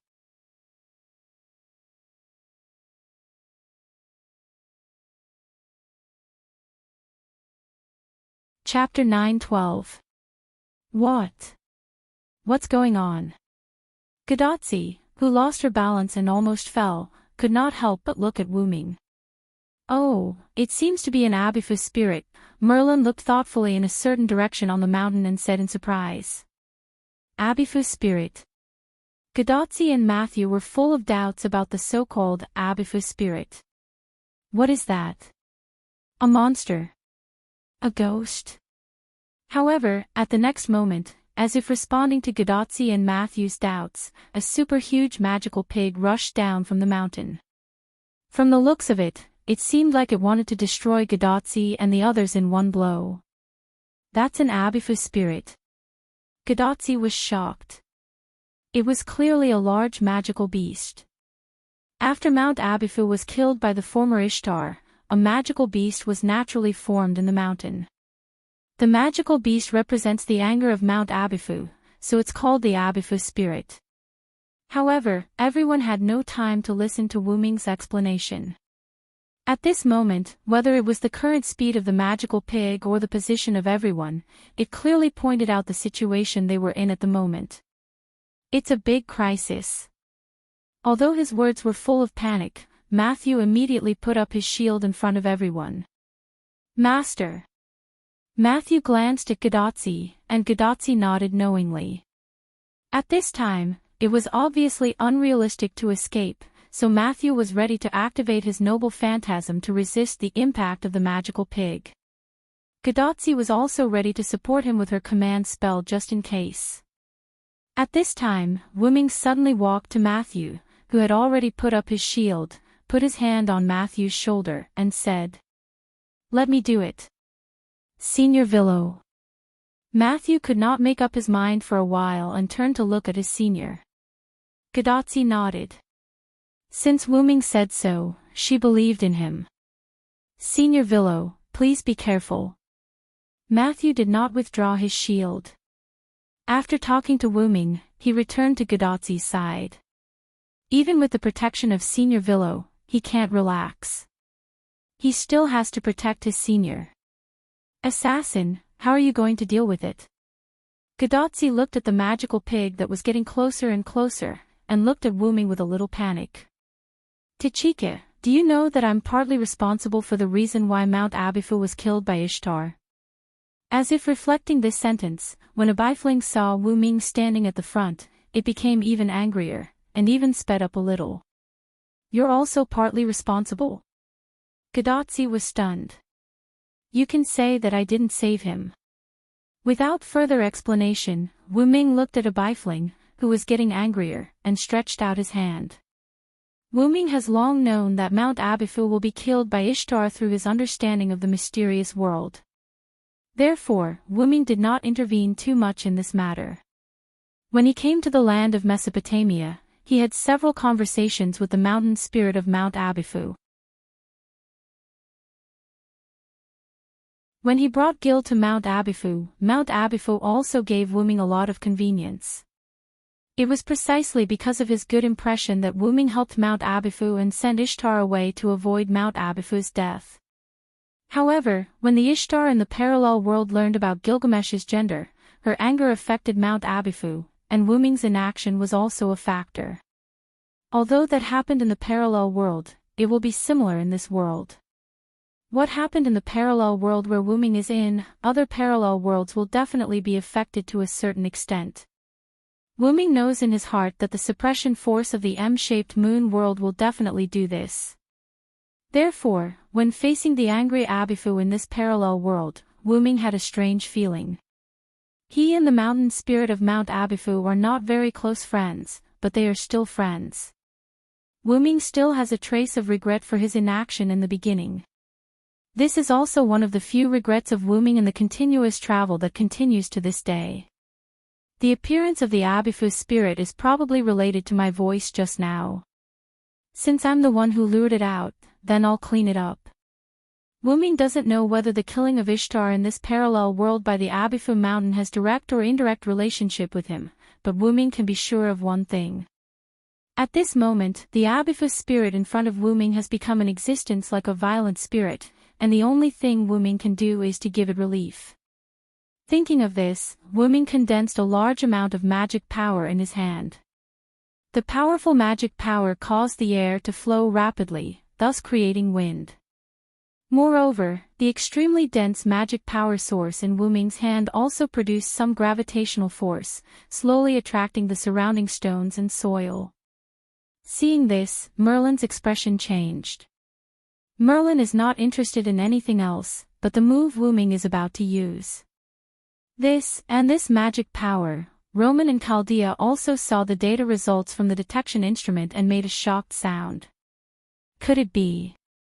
Immediately afterward, the magic power source in Wu Ming's hand that had reached the limit of density suddenly compressed. In an instant, a high-intensity hurricane spread from Wu Ming's palm to the surroundings, blowing Merlin's clothes. Gadotzi and Matthew were also unable to open their eyes because of the strong wind pressure. In the next second, a beam of light full of magic power and the size of a huge wild boar that was the incarnation of the Abifu spirit instantly shot towards the Abifu spirit that rushed in front of Wu Ming. The Abifu spirit was swallowed by the beam of light without any preparation and without any sound. Then, the beam of light burst into the sky with the movement of Wu Ming's arm. The beam of light disappeared, the wind pressure disappeared, and Gadotzi and Matthew also opened their eyes. The Abifu spirit had already disappeared, leaving only a charred trace that rushed along the ground to the mountain. Walala! Extremely fine sand, stones, and soil fell from the sky, which was the debris attracted by the gravity generated by the magic power source. Wait a minute. Was that just a simple magic cannon? Roman's shocked voice came out from Gadotzi's wrist again. Magic cannon? Gadotzi asked in confusion. It's a magic trick where pure magic is processed, transformed, and strengthened to shoot at the enemy in the form of bullets or cannonballs. It's called magic bullet, and magic cannon can be understood as a luxurious upgraded version of magic bullet. Whether its strength or range, it's improved by more than a little. Merlin kindly explained. The upgraded version of magic bullets, Assassin, is really powerful. I've only just learned how to release ordinary magic bullets after a long time of practice. Gadotzi scratched the back of her head embarrassedly. You can't compare with him. Magic cannon has high requirements in fine operation and magic power. The former is fine, but almost no human can meet the latter.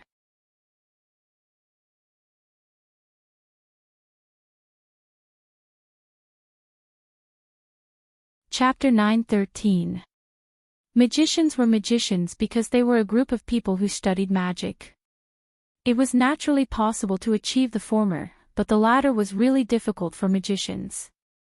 For example, the magic power of the magic cannon that Wu Ming had just released was almost comparable to the magic power of a large spiritual vein.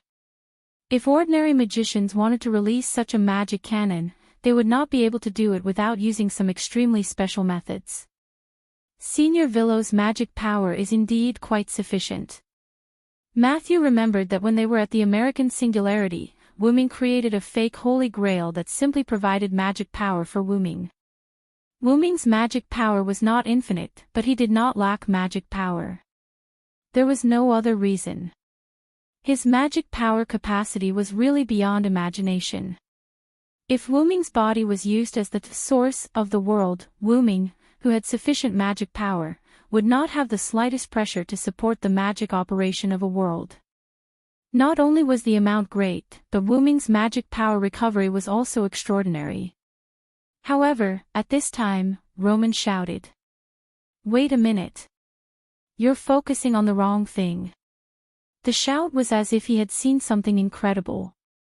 "My equipment here shows that Hyunryong did not use a magic cannon, but a pure magic blast that looks like a magic cannon." Roman's words focused everyone's attention on Godotzi's communication bracelet. "Doctor, what do you mean?" "It did not go through the processing, deformation, and strengthening of the general magic bullet process. He directly compressed the magic power to the extreme and simply released it." Godotzi and Matthew looked at each other, and then at Wu Ming at the same time. The three of them looked at each other without saying a word, but Wu Ming could clearly see that Godotzi and Matthew's mouths were slowly opening wide. "Hey, hey, hey!" Merlin, who had already expected this, covered his ears in advance to prevent his ears from suffering. "Ahahaha, although I have never seen Villow's magic power before." Merlin smiled rather relaxedly. "But, to be able to burn the ground like this, how much magic power must be compressed and released?" Matthew had some experience in magic, unlike Godotzi who was a newcomer. Anyway, in Matthew's eyes, it was simply compressed magic power and released it. Without magic modification, it would not be able to create such a scene. Although many servants had the skill of mana release, they could not create such a scene that looked like it was bombarded by a supergiant electromagnetic cannon. Mana release was a skill that allowed the user to release the mana stored in their body for a split second. It was a good choice for both damage and movement speed. Moreover, some servants also had obvious magic attributes. In that case, mana release could achieve different effects. For example, take Karna as an example. As a servant, the attribute of his skill, mana release, was flame. By releasing a large amount of magic power from the soles of his feet in an instant, the flame produced by the magic power could promote Karna to rise, thus achieving the effect of flight. By controlling the magic power intermittently, it could achieve the effect of hovering in the air. That was the advantage of mana release with obvious attributes. Although the ordinary mana release could also achieve this point, the ordinary mana release was indeed not as good as the mana release with the flame attribute. And Wu Ming's magic power did not have any attributes, it was just pure magic power. However, whether it was magic power with or without attributes, it was extremely difficult to create such a scene in front of Godotzi and others. Mana release, with such a large range, required magic power that not everyone could have. In short, ordinary people and even servants did not have enough magic power. Almost no servant had as much magic power as Wu Ming, and even the energy in the god's body could not catch up with Wu Ming. And what was the advantage of having more magic power? It was the unlimited use of magic power, from quantitative change to qualitative change. Only a quantitative change can lead to qualitative change, which was understood by everyone, but not everyone could do it. After all, no one could squander their magic power like Wu Ming. The magic power compressed by Wuming even produced a trace of gravity, which was enough to imagine how huge the base of the magic power compressed by Wuming was. It can be said that if Willow didn't artificially raise the magic power after the compression, I'm afraid half of Abyss Mountain would have been impacted and exploded. Roman made the final statement. I'm going to drink some coffee to relieve my shocked heart. See you later. However, Wuming did not think that drinking coffee would have an effect on relieving heart fatigue. After that, Roman closed the communication channel. Matthew saw that Roman's voice no longer came out of the communication bracelet, so he raised his head and looked at Wuming. Matthew swallowed his saliva to show that he still hadn't recovered from the shock just now. Gadotzi was not affected much. By the way, assassin, what will happen if you blow yourself up? Gadotzi suddenly asked a question, which also attracted Matthew's attention. The explosion will probably affect the range between here and the Uruk. Abyss Mountain was still some distance away from the Uruk, which was indeed terrifying. At this moment, Wuming's bad taste broke out. Why, do you want me to try? Wuming looked at Gadotzi with a smile on his face. If it's your request, Tachika, it's not that I can't do it. I'll be happy to try it for you. Let's not. Let's go up the mountain. Goddess Ishtar is probably tired of waiting for us. Gadotzi immediately waved her hand, but the trace of sweat on her forehead still showed a trace of panic in the girl's heart. You're right. We pretended to think for a moment, then turned around and continued climbing the mountain. When we passed by the scorch marks on the mountain, Gadotzi and Matthew couldn't help but take a few more glances. If they were hit by this cannon, it would indeed be terrifying. The two thought of the angry Abyss spirit. It was really pitiful, then the two rejoiced. Fortunately, when they fired the magic cannon just now, they didn't aim it at the mountain, otherwise, I'm sorry, Tachika, Matthew, the mountain path opposite us is broken in half and we can't use it, Wuming, who was walking in front, suddenly said. Maybe it was affected by the magic cannon. Anyway, we can't use it for a while. Okay, let's pretend that they didn't say anything. Wuming looked at Gadotzi and Matthew, then looked at Merlin, and made a decision in his heart that made Merlin feel a little uneasy. A moment later, Wuming carried Gadotzi and Matthew to the top of the mountain. Is this Goddess Ishtar's palace? The first thing that came into Matthew's sight was a building that was different from the surrounding barren land, and it flashed with a hint of gold. But, it's just a little. Gadotzi smiled awkwardly. What was Gadotzi laughing about? It was none other than Gadotzi laughing at the two large Monekiniko in front of the entrance of Ishtar's palace. You're tuning in to the LoveLore Library YouTube channel. We're so grateful for your support and don't forget to subscribe to join us on this incredible journey through captivating stories. Your generosity through donations truly makes a world of difference, as it's the primary source of revenue that allows me to expand and enhance this channel for you. Thank you from the bottom of my heart for being a part of this adventure.